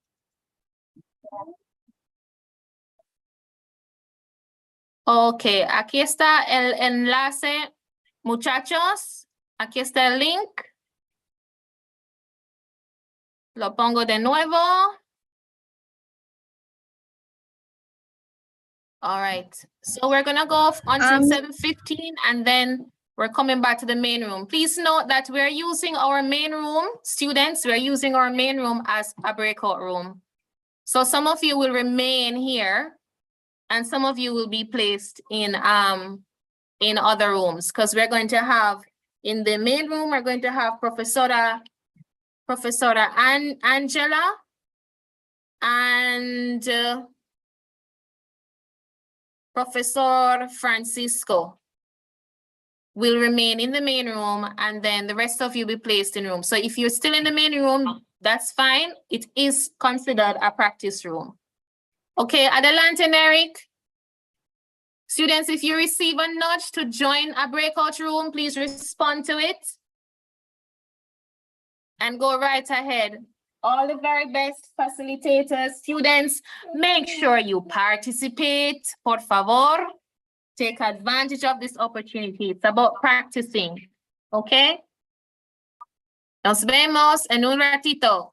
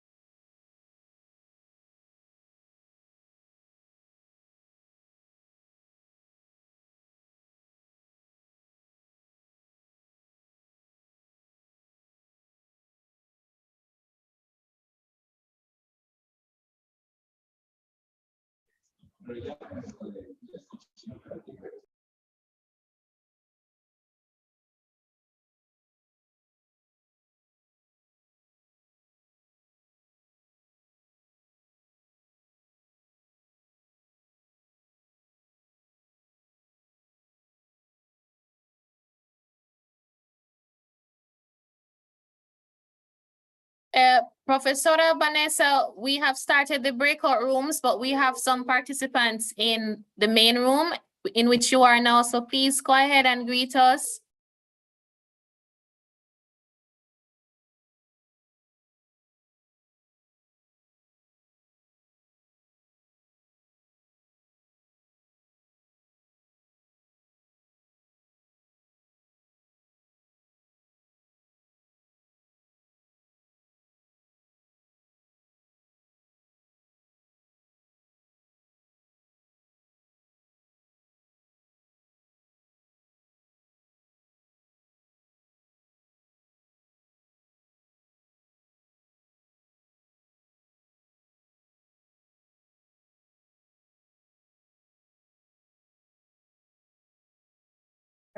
Belly, no, ni idea. Yo mismo cuando yo me buenos días, o qué sé yo, yuca, va once, o algo así, ¿eh? Y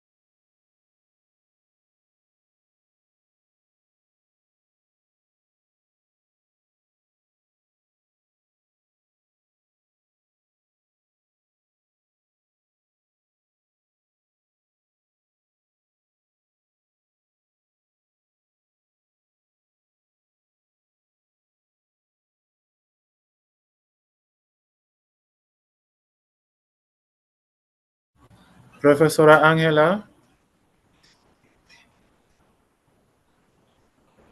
profe.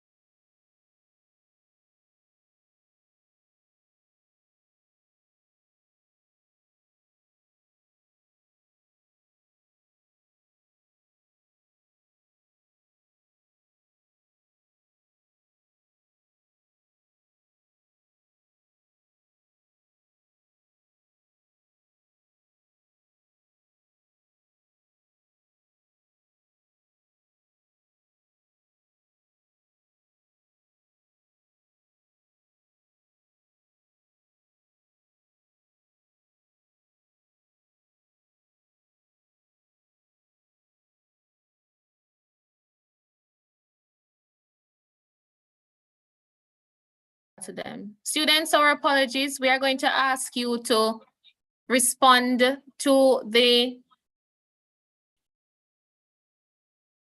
nudge to move to a breakout room. We're placing you all now in breakout rooms. We're not going to be using our main room, all right? We're going to put you in a breakout room.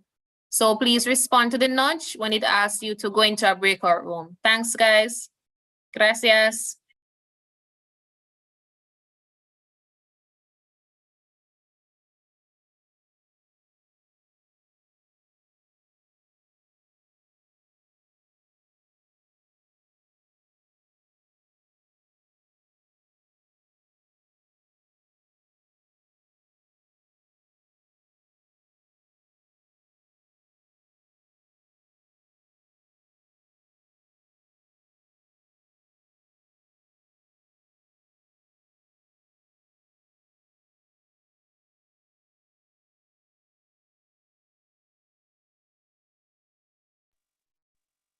Hola.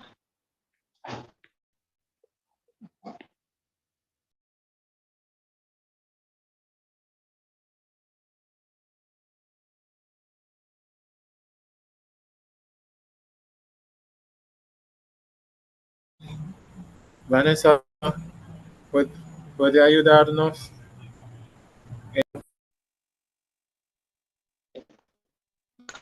Aunque he terminado con mi reunión, pero estoy bien cansada y con mucha hambre, pero ¿en qué puedo ayudar a ustedes?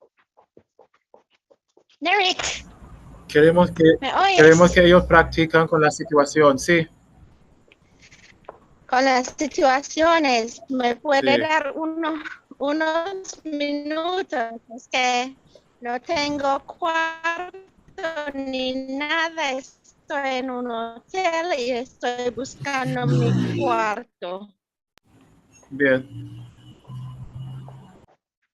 ¿Puedes? Ok, Sí, puedo. gracias. Ay, gracias.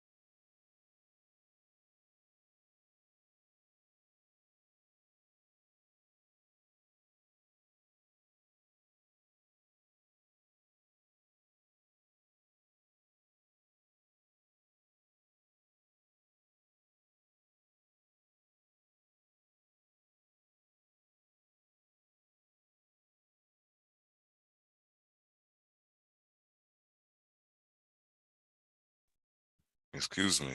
Are we still being sent out into breakout rooms? Because nobody's not talking in this one. So I'm wondering if there's. Okay.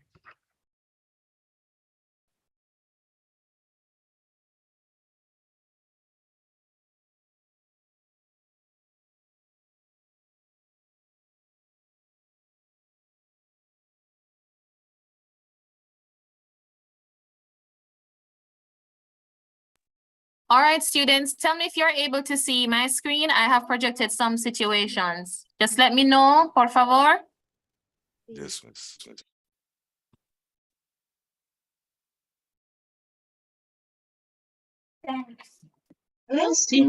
First of all, are you hearing me, students? Yes, miss.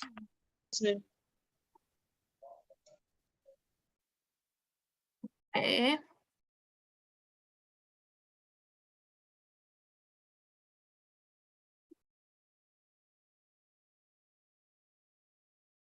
Please let me know if you're hearing me. Just write something in the chat or let me know if you're hearing me. We're hearing you.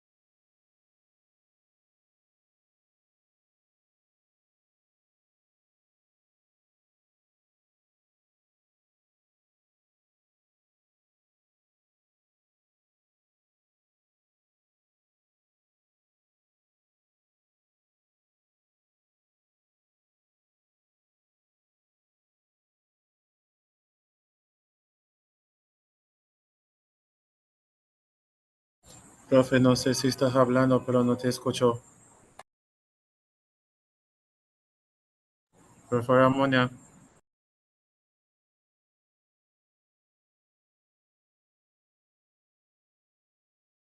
Hi, Narek. ¿Has empezado de hablar? ¿Cómo? ¿Has empezado de hablar en esta sala? No, pues I did, but perhaps I was having some technical challenges. Students, are you hearing me? Ahora sí.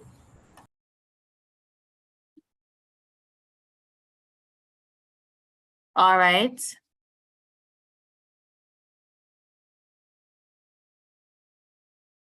Okay, perfecto. Professor Maris Belli, are you with us? All Ella right. no está, pero tiene la Roxana. I think I was having technical challenges on my part. All right, students, let's work this set of situations, okay? Let me know if you're able to see. Again, I think I projected them earlier. Let me just bring this up. Are they big enough for you? Docs can only save changes. Okay.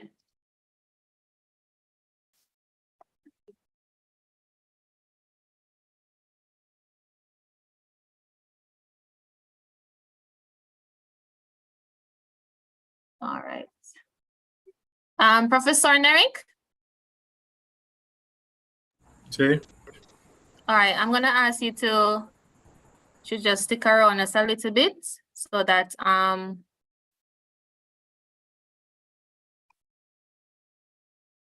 in case I need any assistance here. All right, students. So I have projected 5 situations, okay? First thing we're going to do, we're going to pretend as if you're outside of the exam room and you got these situations. This is the set that you got. This is how it's going to look, okay?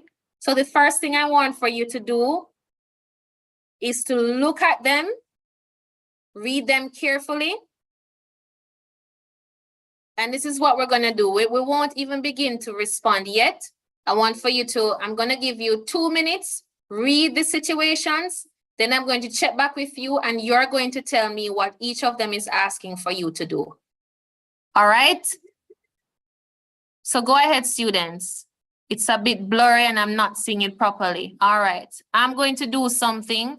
We're gonna use the chat.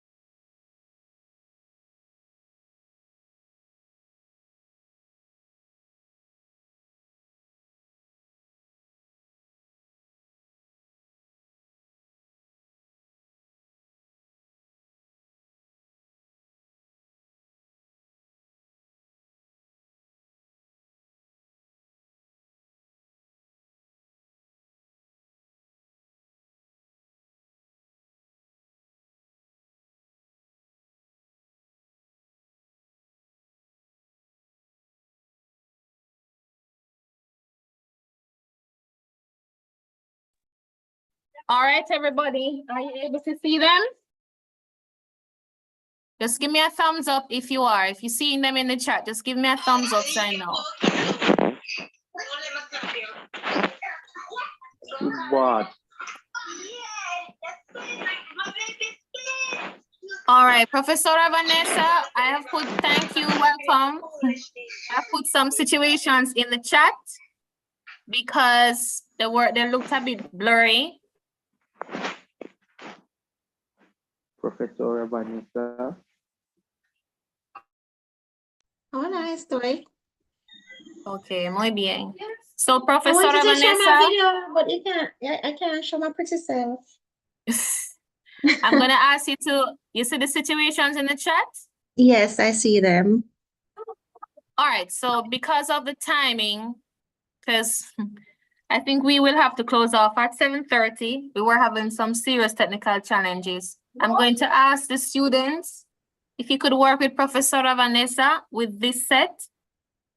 I'm going to, they're in the chat right now. I have asked them, Prof, the first thing that I asked them to do so far is to just read all of them.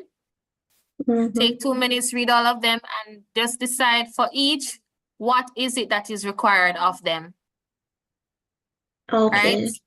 Right, because that's what you're essentially gonna do, guys, as soon as you get them before you go into the exam room. Okay, so over to you, Prof. All right, thank you. Okay, good evening, students, teachers. Let's see, Diane, Miss Brown. Welcome again. I am the manager of the Spanish Jamaican Foundation, also a teacher. So I'm gonna assist you now with your situation. So yes, as Professor Ramonia was saying, the first thing you're to do, examine your questions. When you examine your questions, you make a note of specifically what it's asking you. Now, sometimes you're in the exam and you're nervous and you see the question and something comes to your mind, but you don't know how to put it into Spanish. So school is over, but your mother has not come to pick you up. What reason does she give you when you call her? And what does she suggest? No, it is very, yes, and Sanique. And Sanique, you have it? Yes. I have an answer prepared for number 1, A and B. All So right, just give me 2 minutes, and then I'll definitely ask you to give me the answer for number 1, A. Okay, miss. All right. Yes. So, say for example, you have something come to your mind and you don't know what to do. So you want to say, I'm still at work. You don't know how to do that. Maybe you could say something else because the question is not as specific as you think it might be. As long as you answer something in the context, you'll be okay. All right. So Ansanique is going to give us her answer to number 1A, part A. Go ahead, Ansanique. Sí. Lo siento, hija mía. Tengo trabajo extra. Okay, so lo siento, hija mía. Tengo trabajo extra. Everybody heard that? See. See. Everybody is okay with that? You think that's a good answer? Oh, I just realized I'm still on it in the other phone.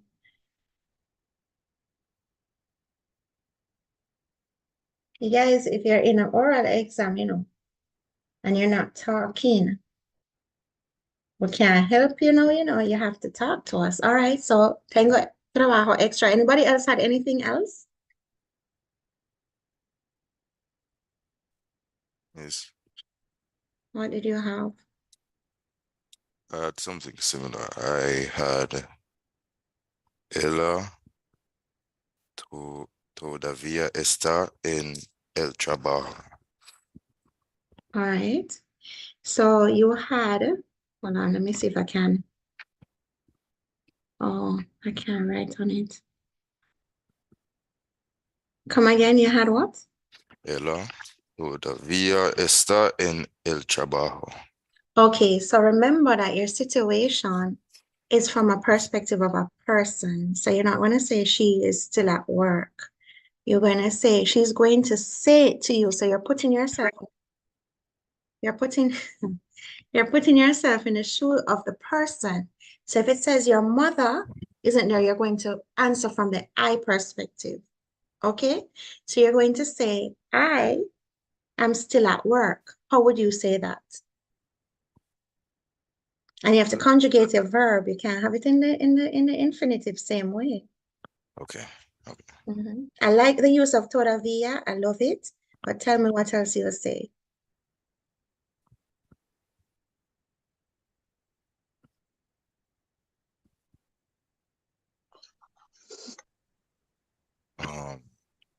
Todavía estoy en el trabajo. Muy bien. That's good. Todavía estoy en el trabajo. Muy bien. And then what does she suggest that you do? Anybody has an answer for that? No, ideally. Sorry, Anthony, go ahead. My apologies. Go ahead. Tomar el autobús. But if you're given an instruction, again, you have to conjugate your verb. And listen, you have to see, guys. If they say that your mother talking to you, you know it's the to form. If they say that your principal talking to you, is the to form. She talking or he talking to you in. But when you're answering the principal, what form are you supposed to use? Number, exactly. So the familiar, when the principal talking to you, and the formal, when the principal, when you are talking to the principal, you have to be aware of these little things that can give you a little boost in your grade. Cool? All right. So the suggestion one, knowing number one, remember you have your subjunctive, right? You can use your subjunctive if you're not comfortable. So you can say, recomiendo que, sugiero que, and then give an instruction. Or you can use your command form and say, do this, do that. Right? It doesn't have to be in the form of a suggestion like that. It can be an instruction if you're not comfortable with using the subjunctive. Con permiso, profe. Permiso. Sí. Just double checking. Do we have Professor Joel here, Karina, and my other professor? If you are, just letting you know, Professor Vanessa, that we have a few other teachers here. Oh. But the challenges, they were having some technical difficulties. I know for a fact that Professor Hernandez Joel was having, and the team with him was having difficulties. So you can carry on, but with that in mind. Okay, great. All right. I'm only seeing Professor Diane Brown, if that is the Diane Brown that I'm thinking is in the room. Professor Dan, she was having some technical challenges too. But I just wanted you to know when they are able to, they will assist. That's great. Okay, no problem. No problem. All right. So, Miss, Yes, when you say formal, right? So, like, instead you could say, or could use puedes tomar el autobús. So for number one, it's not so much a formal familiar story. I mean, it is familiar because your mom is talking to you, but you had not conjugated the verb. So you should have, like you said, puedes now, that's good.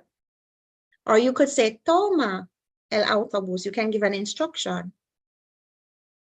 Okay? Or you can say, study. Your mother would give you, you're more than likely, your mother going to tell you to study till it should come. So, estudia hasta que llegue, until I come, which is a subjunctive again. All right? Anything you're comfortable with. At this point, when you're working through your papers, do not be looking up words. Use what you already know. All right? And try to utilize it. You have everything in your mind. You just have to, it's just that's how you guys gave me number. The first one, I never conjugated, but yet still when I asked you to repeat, you come with the correct form, you have it. Yeah? All right, number two, quick and fast. Your father recently received a promotion at his job. What do you say to him? Yes. What do you ask him? Yes, N. I only seen N, so I have to use N. Felicidades, Papa. What do you say to him? Yeah, can that work? Yeah, what do you, yeah, man, your response can be a one word in certain cases. Okay, or so felicitación or felicidades, and I don't even know my brain. I'm sorry, I'm just coming out of a board meeting that's been, my apologies, sorry. But you can say congratulations on your new post. Please, I know that, well, I had a student that asked what the new pay was. But I want to hear what you guys say. What do you ask your father after you congratulate him on a new job? What you're asking him? Or a new promotion? Estás feliz, Papa? Oh, that's a nice question. That's a nice, caring son. Estás feliz, Papa? Okay, any other responses?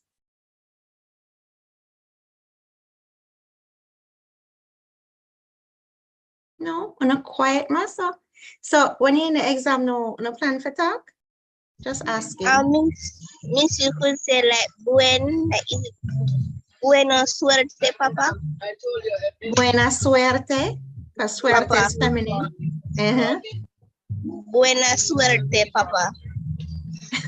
That's so like, you're saying good luck, boy, the job that sound big, but I mean, okay, buena suerte, Papa. So what you want to ask your daddy now? ¿Qué vas a preguntar a tu papá?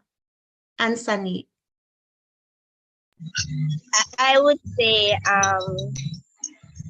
tú eres trabajo mucho en el nuevo trabajo. So you want to ask him if he's going to work a lot in this new job? Yes. So you would literally, just like how I say it, are you going to work more in this new job? So let's try that with the word for going. So, ¿tú vamos mucho? No vamos. Vamos es para nosotros. Thank you, Professor Ramonia. Felicidades en su nuevo trabajo. Muy bien. Gracias. All right. Sorry. So no vamos trabajo mucho. All right. So the ear form for tú is vas. So vas a trabajar mucho, and that is good. But you just have to know it was a better sentence than the one you just had. But you just have to know that vamos is for nosotros. And Ava Maria has, ¿cuál es tu nuevo puesto de trabajo? And remember, I know you can't necessarily do the accent on the computers or whatever your device you're using, but the A tiene un acento. Okay? That's. All right, number 3. You are in the principal's office because of something you did. I know none of you go to the principal's office. What do you ask him to do? What does your principal threaten to do? What do you ask your principal to do? Yeah, you have to see the perspective now, Yes, N. What's your name, N? Neo. Neo? Neo. Yes, please. Oh, nice. All right. Tell me. Puedo explicar lo que pasó. ¿Puedo explicar lo que pasó? Yes, miss. So you have to stress the O there because it has an accent on it. Oh. But you're asking him to explain, right? So it's not puedo. What I was trying to say was Yes, that sir. he asked me to explain. But sir, your question didn't ask you that. Your question says, what do you ask him to do? So you can say, puede explicar. Okay? Could you explain? Okay, Neo? No, Miss, what I meant to say, what I was trying to say was that I was You're asking recording us? him to allow me to explain. Yeah. I know. I get what you're saying, but okay. What do you ask him to do? Okay, say, déjeme explicar. Okay. Por favor. Okay. And you see the deje is the polite form. So allow me to explain, please. Or podría usted dejarme explicar? Could you allow me to explain? That's a nicer. When we use a conditional, it's a nicer sound. It's more polite.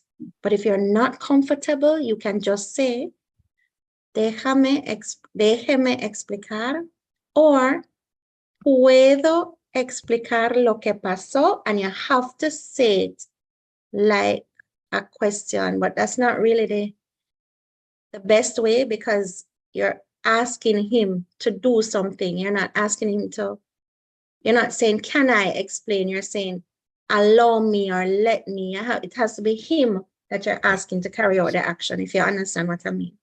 Yes, miss. Thank you. What does your principal threaten to do? Yes. Me, I wasn't sure how to say this, so That's I okay. wrote down something. Me Hmm. va a poner un castigo. All right. Who is the punishment being given to? Me. To you. So the principal you're speaking, no, you're speaking from the principal's point of view. So the punishment is being given to you. Yeah? Yes, miss. So you're going to say te. And what was the rest of your sentence? Te, it would now change to te va a poner un castigo. Te voy. Okay. So it's the te for you and voy for I am going to. I don't like poner un castigo. I like te voy a castigar. Oh, Simple. okay. Or voy a llamar a tus padres. That's real easy. Voy a llamar a, remember your personal a tus padres. So I'll go on from a chat. ¿Cuál es tu, oh, ¿cuál? Okay. No man, I know sometimes the text different. All right. Anybody else? All right. You're unsure of what you want to do after CSEC and CXC, and I'm not asking you about going to the beach in this question, right? You're unsure of what you want to do after sitting your CSEC exams. What does your father say to you? What additional advice does your mother give? Miss, Yes, puedes tomar un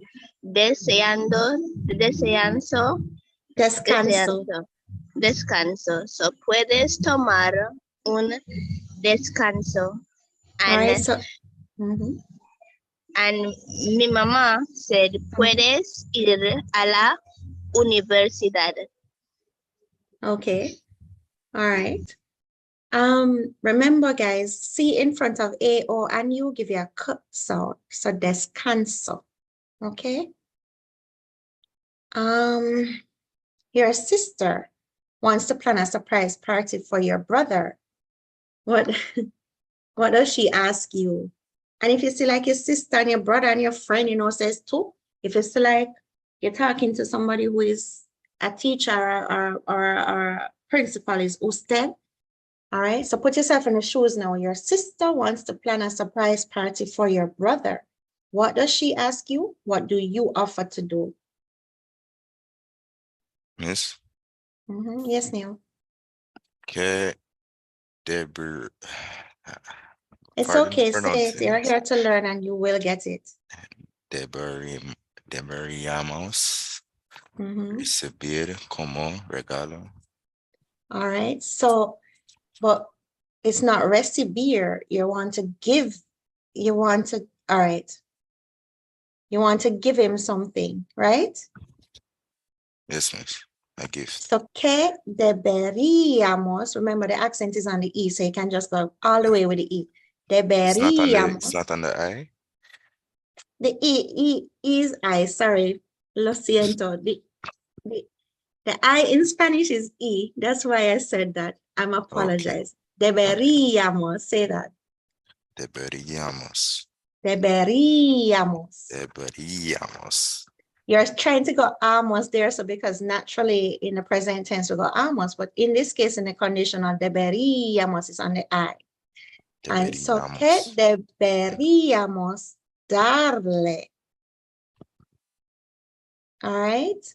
Or regalarle. Regalar is a nice word to say to give a gift.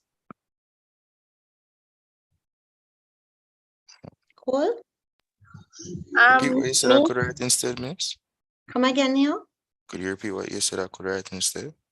Que deberíamos regalarle. Okay. The le is for him. So we're giving him something. So you'd use the indirect object pronoun because he's getting something. Okay? Okay, miss.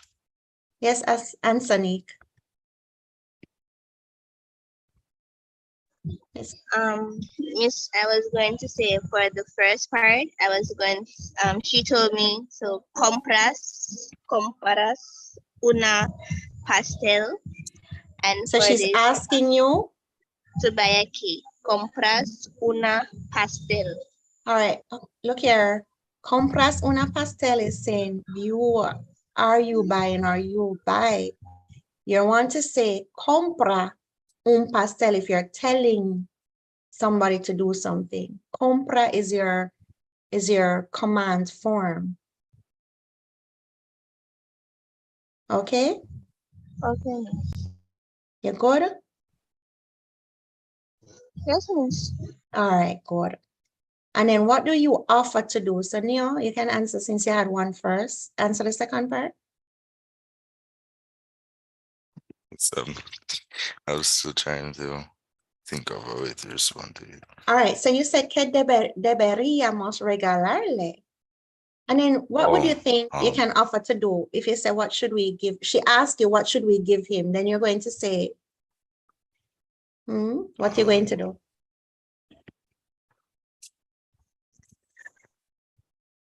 I will look for a gift in the store. Can you say that? The words are slipping me. All right. If you don't know the future tense, you can say, I am going to look for. So you can use ir a for your future if that fails you.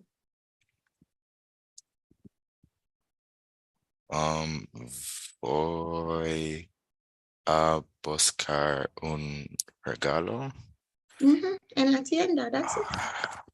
Ana Tiana has, ¿puedes ayudarme con el plan para la fiesta, por favor? Compraré un pastel de chocolate para la fiesta. Oh, okay, I get it. Okay, that's very good, Tiana. Anthony, do you have anything for part B? We have 2 minutes. Yes, miss. I will say dale dinero en efectivo. In efectivo. And you just Google that, not true? No, miss. Oh. All right. All right, guys. So that's it. We're gonna actually be coming out in a minute. So when we go back in the main group, maybe there's an opportunity for questions. If you're not, do you have any questions in 30 seconds? No? All right. So it was good being here with you guys. So Wait, miss. yes, Neil, quick, 30 seconds. Pronunciation. How quickly? What's the fastest way to get pronunciation though? Because I completely suck at pronunciation. I'm going to send you guys something. I'm going to send something to the schools and they'll pass it on to you. Okay, miss. All right.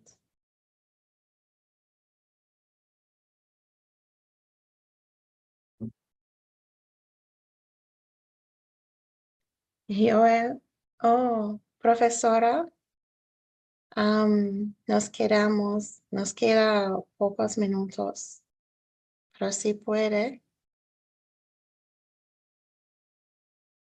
Profesora Joel, o profesor Joel, sorry. Sí, ya estoy listo. Ya ahora sí se ha restablecido la comunicación.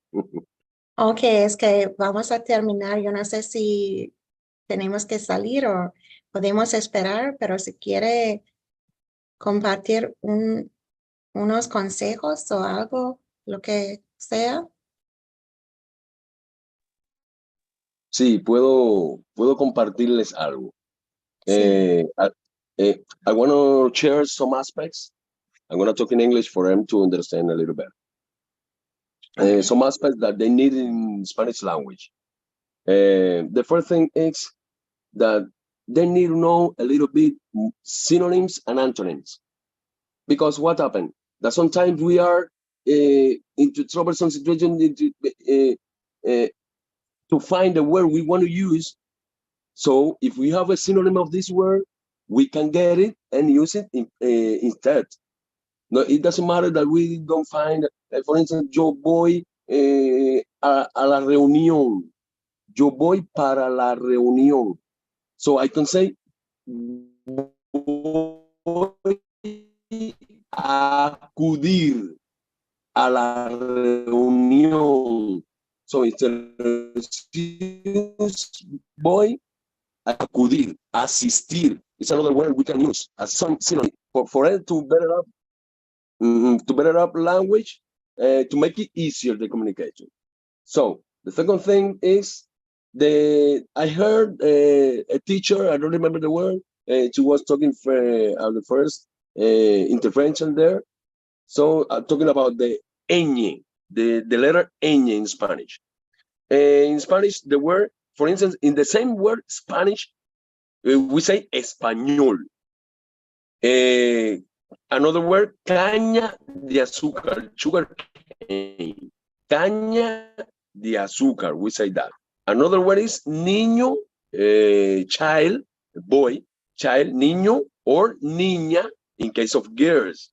So, another aspect, don't be too concerned about the pronunciation of double R, because everybody knows, and the ones who is examining you in the process knows that you are English speakers. So don't be concerned with the double R pronunciation. So, for instance, I have noted down here some words. For instance, corredor. Corredor is the runner. So corredor is double R. So if you say corredor, even when you say that way, me myself with my students, I can do because of culture, because of language, they don't pronounce it really right, but I know what they mean. But the most important part here is that so there are some pronunciations because of your language. Perhaps you're gonna have a little bit challenge because of that. But in case you say, for instance, car, the word car in Spanish is carro. For instance, carro. But if you say carro, so everybody's going to understand. Caro means that something is expensive. But anyway, when you are talking about into a context and you mention the word carro, everybody is going to get the message of what you mean. So we have another one is carretilla. Another word, carretilla means handcar. The handcar, some people use in the town, handcar, carretilla. So another one is railway station. In Spanish is ferrocarril. This one has the double R twice, ferrocarril. So if you don't pronounce it properly because of your language, I said before, everybody's going to get the message of what you mean. So ferrocarril, everybody's going to know what the word you're going to mention. So don't be too concerned about that. So we're not going to fight. We're not going to fight against nature. We're going to fight nature. This is something natural in your language. So same happen to Spanish speakers when they have to pronounce some things in the English one. So another important essential part is personal pronoun. So in every of the interaction I have with students, I've noted that there are a little bit challenges with the personal pronouns in Spanish. So the way we say I, you, he, she, we, you, they, and then it, of course, we say yo, tú, él, ella. We don't use it. Why we don't use it? Because in Spanish, nouns have gender. So we have feminine nouns and masculine one. So at the time to say the table, la mesa, and we are going to refer about la mesa, the table, again, and you are not going to use the table. We say ella, because as it has gender, we say ella. We say as she in English, ella. We don't say it. We don't have that kind of personal pronoun. So the next one, plural ones are nosotros, that is we, ustedes, and ellos or ellas, they. Ellos or ellas. What happened with ellos or ellas? because ellos, when there are only boys or men, and ellas, when there are mixed, boys and girls or men and women. So something important as well is that mostly we talk in the first, using the first personal pronoun, yo, so I. So sometimes we don't practice the rest of the personal pronoun, and we can have challenges perhaps because of that. Another part is the last one is that in Spanish we have three main verbs. We call it verbos modelos, no model verbs, modelos. That as the principal word we use at the time to conjugate. What happens with this verb? That they end in R, ear, ear. For instance, the one that ends in R, we have some example here. The words amar, er, temer, ir, partir. These are the main verbs we use at the time to conjugate. So all those verbs that ends in this ending R, er, or ir are gonna follow up the main one. In case of amar, if ending A, R. In case of temer, if the one that ends in er, and partir, the one that ends in ir. That's the verb. So I have here some verbs: amar, caminar, saltar. Some verbs that ends in are. There are many others, but words. These are just an instance for you to know. So correr, in case of temer, correr, comer, coser, su. And partir, we have dormir, sleep, subir, go up, and partir, to break. So these are some aspects I wanted to share with them more because there Professor are some. Joel? Yeah. Okay. So far here. ¿Alguien me escucha? Are you guys hearing me? Sí, señora. Am I being heard? Sí, señora. Oh, sorry. My apologies. My apologies, Profe Joel. I wasn't hearing you, but you were hearing me.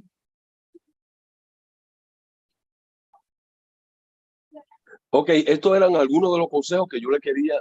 Sorry, I was some of the advice I wanted to share with you so as to know a little better how language works in Spanish language, of course. Okay, So, Profe. Okay. Lo siento mucho, es que I was having technical problems, so you were hearing me, but I was not hearing you. So my apologies for interrupting. No problem. I know there are some challenges with the Wi-Fi connection, and we have it here as well. I'm going to give the floor now another Spanish teacher here, Karina, for her to share something with you all right? Okay, Profe. Gracias. Okay, good evening, everyone. Can you hear me? Sí. Yes, ma'am. Just a brief suggestion, right? While speaking, don't try to understand word by word. Try to grasp the meaning in context. Try to grasp the main idea we are talking about. I know the topics for the situations, you studied that in class. But in case you are in doubt, you can grasp the main idea and say what you have in mind. Don't worry. Say what you have in mind. So get the main idea and then say all the things you have or all the things you want to say. Right? Just this. Thank you. A usted, profesora Karina. Sí. ¿Alguna otra profe que quiera hablar? Well, antes de la profesora Vanessa. All right. Okay. Mil gracias, profesores, por sus consejos. Students, weren't these tips and nuggets useful? The ones that you just received? Sí, señora. Yes, man, they were extremely useful. And these are coming from native speakers of Spanish. And you would have also received instruction, tips and strategies from your other teachers in the breakout rooms and even the general session, those of you who remain. I would like to thank all our teachers, our facilitators, our presenters who are with us today. It was a huge sacrifice for some, you know, with all that's happening with them, but students, they did it for you. So I would like, before I hand over to Professor Vanessa, who has a very important announcement, let me ask a student or two, could you tell us one of the most significant aspects of the training or the revision this afternoon, you know, something that really stood out with you? So I'm gonna ask Anika to go ahead and then Chrisan. Miss Ramonian? Pardon, one moment, Anika. See Professor Osmani? All right. I want to express thanks to all the students who are here and also to the teachers now, but I want to remember the students because I realized in the room I was, some students are afraid. They just wrote in the chat that they are afraid of speaking. Don't be afraid of committing mistakes. Probably they are listening me committing mistakes in English. But me I try, even Patwa, me I try Patwa. So, and me I learn some. Awesome. All right. Don't answer all questions. Get your words and express your opinion. The first one that you have in mind, that's what you have to say, students. And always say something. You have an answer for everything, so don't stay in silence and don't be afraid of speaking Spanish or any other foreign language because mistakes are not always mistakes. All right. Something is better than nothing. Thank you. Sí, excelentes consejos, profe. Mil gracias. Mil gracias. Students, I hope that you're taking these all in. All right. Okay. Yes, go ahead, please. Okay, these tips and tricks that we have learned in the past like 13 minutes or so, probably an hour at least. I'm not sure for about everyone, but for me personally, I've learned to be a lot more confident in what I'm saying, and like I'm not supposed to be so hard on myself when I make mistakes, because I'm still in a learning stage where I'm going to make mistakes. But Very nice. I should just take the corrections and then go again. So in that way, I'm able to build up my confidence and my vocabulary and my fluency when speaking the language. Gracias, Anika. This is very encouraging for us to hear one of our students, you know, express herself like that, you know, especially when it comes to your confidence. That's just amazing feedback. Thank you for sharing. I see Chrisan's hand. Go ahead, Chrisan. Okay, so it's Chrisani, and I would like to say thank you, Chrisani. I would like to say the best thing about this is that it allows us to learn from each other in areas we're lacking, and it like helps build our confidence before exams because we're always nervous about that, but it just like builds our confidence and helps us learn from each other. Yeah. Thank you, Chrisani, for sharing that. And what's so significant is the learning from each other that really stands out for me. So I'm going to, in the interest of time, I'm going to take Rihanna and Dana's, I think there was one other person who I saw. Hand is down now. I'm going to take Rihanna and Dana's comments, and then I'm going to hand over to Professor Vanessa. Go ahead, Rihanna, and then Dana. I have learned to think in Spanish instead of just listening to what is being said and trying to conjugate everything. And I want to say a special thank you to Mr. Art. I don't know if I got his name correct. In the breakout session, I actually learned something new, and I just want to say thank you. Excelente. I love what I'm hearing, guys. And yes, about thinking in Spanish. Awesome. Yes, I'm very encouraged. We are encouraged. I'm sure my colleagues are encouraged. Professor Horton, felicidades. And I'm seeing students have made some specific references to their teachers, their facilitators in the chat. This is amazing. Also, I'm seeing lots of other sentiments being expressed in the chat too, guys. Thank you. Go ahead, Dana. Right, Miss. I'm very thankful to the person who shared, the link with me because the session was very beneficial. And one thing that I really took away was that if you know something, don't shy away from saying it because you feel as if, it's too big or you might say it incorrectly. If you know something that, might impress the examiner, go ahead and say it and be confident in saying it. Also, I wanted to ask a brief question. I know that we receive only 15 minutes to prepare both the 10 to 15 minutes to prepare the reading as well as the situations. Like during practice sessions, my teacher or my mock exam, I found it, just a tad bit difficult to balance both and feeling prepared that I know that I have both of them on the lock.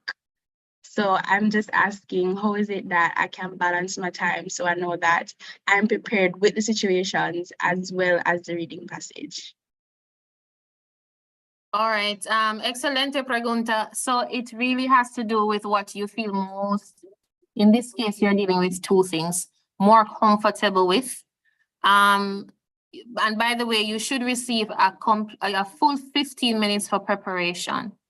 You should receive full 15 minutes for preparation. So yes, it essentially depends on what you're most comfortable with. I would advise students though, given the nature of the situation responses, that you can start with those and spend some time on them, then go to your reading and then get back to them. As soon as you go in the room, you're going to start with the situation responses so that you do not forget your responses. So in my mind, you want to close your preparation time with the situations. So I would say situations, reading passage, situations. For your reading passage, and so you can divide your time accordingly. You can divide accordingly. There's no one formula that will work for everybody. So I'm giving you an overall suggestion. And for the reading passage, remember, some of you have said you do not necessarily, and I can tell you students, you will not know all the meaning of all the words in your passage. But as you have rightfully said, looking at the overall context, looking at paying attention to the title of the passage, that will give you an idea as to what the passage is about, and paying attention to some other aspects like adjectives and nouns and how they're used so that you can know where to pause and you can check your intonation and so on. We're gonna give you some more strategies on those on Monday, God's willing. But I hope I've answered your question in terms of the amount of time you spend on it. Some students, what they do a 7-8, 7 minutes on this, 8 minutes on that. Some students do 5-5-5, as in 5 on the situations, 5 on the reading, and 5 back on the situations, or according, however it is that you're most comfortable. All right. I don't know if any of my colleagues, especially my colleague examiners or even teachers of CSEC, if you have any additional suggestions to Dana's question. Well, I'm gonna move to, is it Tendra? Am I pronouncing your name correctly? Or Natendra? It's Natendra. Okay, thank you, Natendra. Go ahead with your comment. And then I hope I answered your question. Yes, Miss, thank you, you did. Okay. Go ahead, Natendra. Yes, I just want to say that I've learned that, especially for the reading passage, that reading fast doesn't necessarily equate to reading properly. And I'd like to especially thanks to other students that were there because I got a lot of vocabulary and they really did help me a lot. So thank you. Amazing. Amazing. All right. So I'm looking at the participants and I'm seeing we have Professor Angie with us, Errol Osmani. Errol, thank you, you stayed. Professor Osmani, Stephanie, Professor Stephanie, who else do we have? We also have Professor Yoel Karina Yanelis with us. I want to just specially recognize our facilitators, you know, and I'm not sure Professor Kimoy is still on, but she was amazing as well. Thanks again. Mil gracias a mi equipo. Professor Maite, awesome. You're still with us, Maite, amazing. Any other professors are with us? Thank you so much. Students, you were amazing today. Some of you are a little shy at first, but you warmed up. Professor Rocio, perfecto, gracias. And so I'm gonna hand over to Professor Vanessa. Are you with us, Vanessa? Sí, estoy aquí. Okay, adelante, profe. Hola. All right. All right, guys. I know that you're gonna be nervous. Oh, sorry. I'm sorry. I slipped into teacher mode. Just a bit of background. This program was started by the Spanish Jamaican Foundation. We are made up of 8 member companies that are operating in Jamaica, based in Spain. It's important for us to ensure that Spanish is spoken in Jamaica and embraced in other islands because we have member hotels all across the Caribbean. So some of these are Rio, Iberia Star, Hospitan, Palladium, Bahia Principe. All of those are members of the foundation, and they always need persons to be working in the top positions. This that you're doing is a great thing. You're empowering yourselves to take advantage of many, many opportunities, not just working in companies based in Spain or companies from other Latin American countries, but also in terms of developing your language skills, in terms of working in the US, in terms of accessing scholarships. So it is commendable that you're here. It is commendable that you are serious about your Spanish, as serious as we are about giving it to you. Just want to say, yes, you're going to be nervous. Remember, when you're reading, try to control how you're reading. You want to make sure that you do not divorce nouns from adjectives, that you do not speed past full stops. You just want to be measured. Speed kills. All right. When you read in a measured pace, the examiner will feel as if you know exactly what you're reading, what you're talking about. Your fluency is a big deal. If you find that you're in a conversation, you find that you are having an issue remembering something, try to find something that fits in the context of what you're doing. You don't have to remember everything word for word. You don't have to understand everything word for word. You just have to be able to communicate effectively so that we know that you understand the context and we know that you're capable of responding. All right, guys, we're going to post some tips soon for the oral exams. If not tonight, maybe Monday morning early. And we hope that it will help you. I don't know if I'll get to do a recording for the pronunciation, but I'll definitely post those tips for you all to access. So thank you again for being here. Thank you, teachers, for assisting. Thank you to the Ministry of Education and the Spanish Teachers Association for supporting the initiative. Well, in this case, we are supporting the Ministry of Education. But thank you for this opportunity to be here with you. And that's it. Thanks. Mil gracias, Professora Vanessa. All right, so students, so we are depending on you, to really make us proud, We have invested in you, guys. We have invested in you. We know you are going to do us proud, all right? We're going to hear great things coming out of these exams. from you. So I'm gonna close now, and so we're on like almost a whole hour later than we should be. And you know what, guys? That's not a bad thing. It speaks to the amount of energy and investment that we all have placed into this session. And so, muchísimas felicidades a ustedes, al equipo. Mi gran agradecimiento por su esfuerzo, por su dedicación.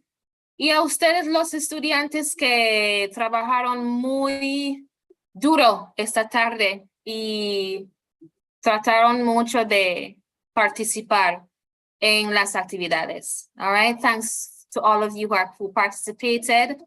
Muchas felicidades, and we will see each other, God's willing, el lunes. Nos vemos el lunes, Dios delante.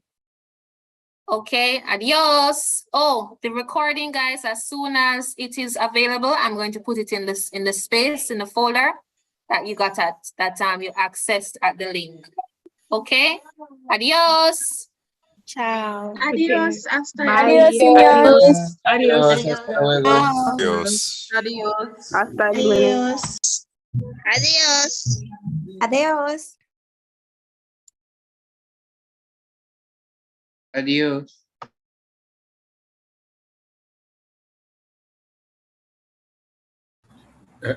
Ramona, tú tienes que darme el anfitrión para que pueda cerrar ¿Yo lo este tengo? streaming. ¿Yo No lo lo tengo? tengo. No. ¿Ah? No, I No, don't have it. Soy Roxanne has it. co-host. Roxanne has it. Roxanne, Yes. Can you you make make me me host, host so I can please? stop the Oh, streaming? I have host. I didn't Yes, know. I got kicked out. Oh, you got kicked off. Oh, all right. Let me do that. Mary. This is always happening, but the good thing is that once there are many co-hosts, it automatically assigns somebody. Oh, yes, very grateful for this. Professor Steph. Hello, Derek. I couldn't take your Errol. call today. Hold on, Errol, hold on. Errol, we are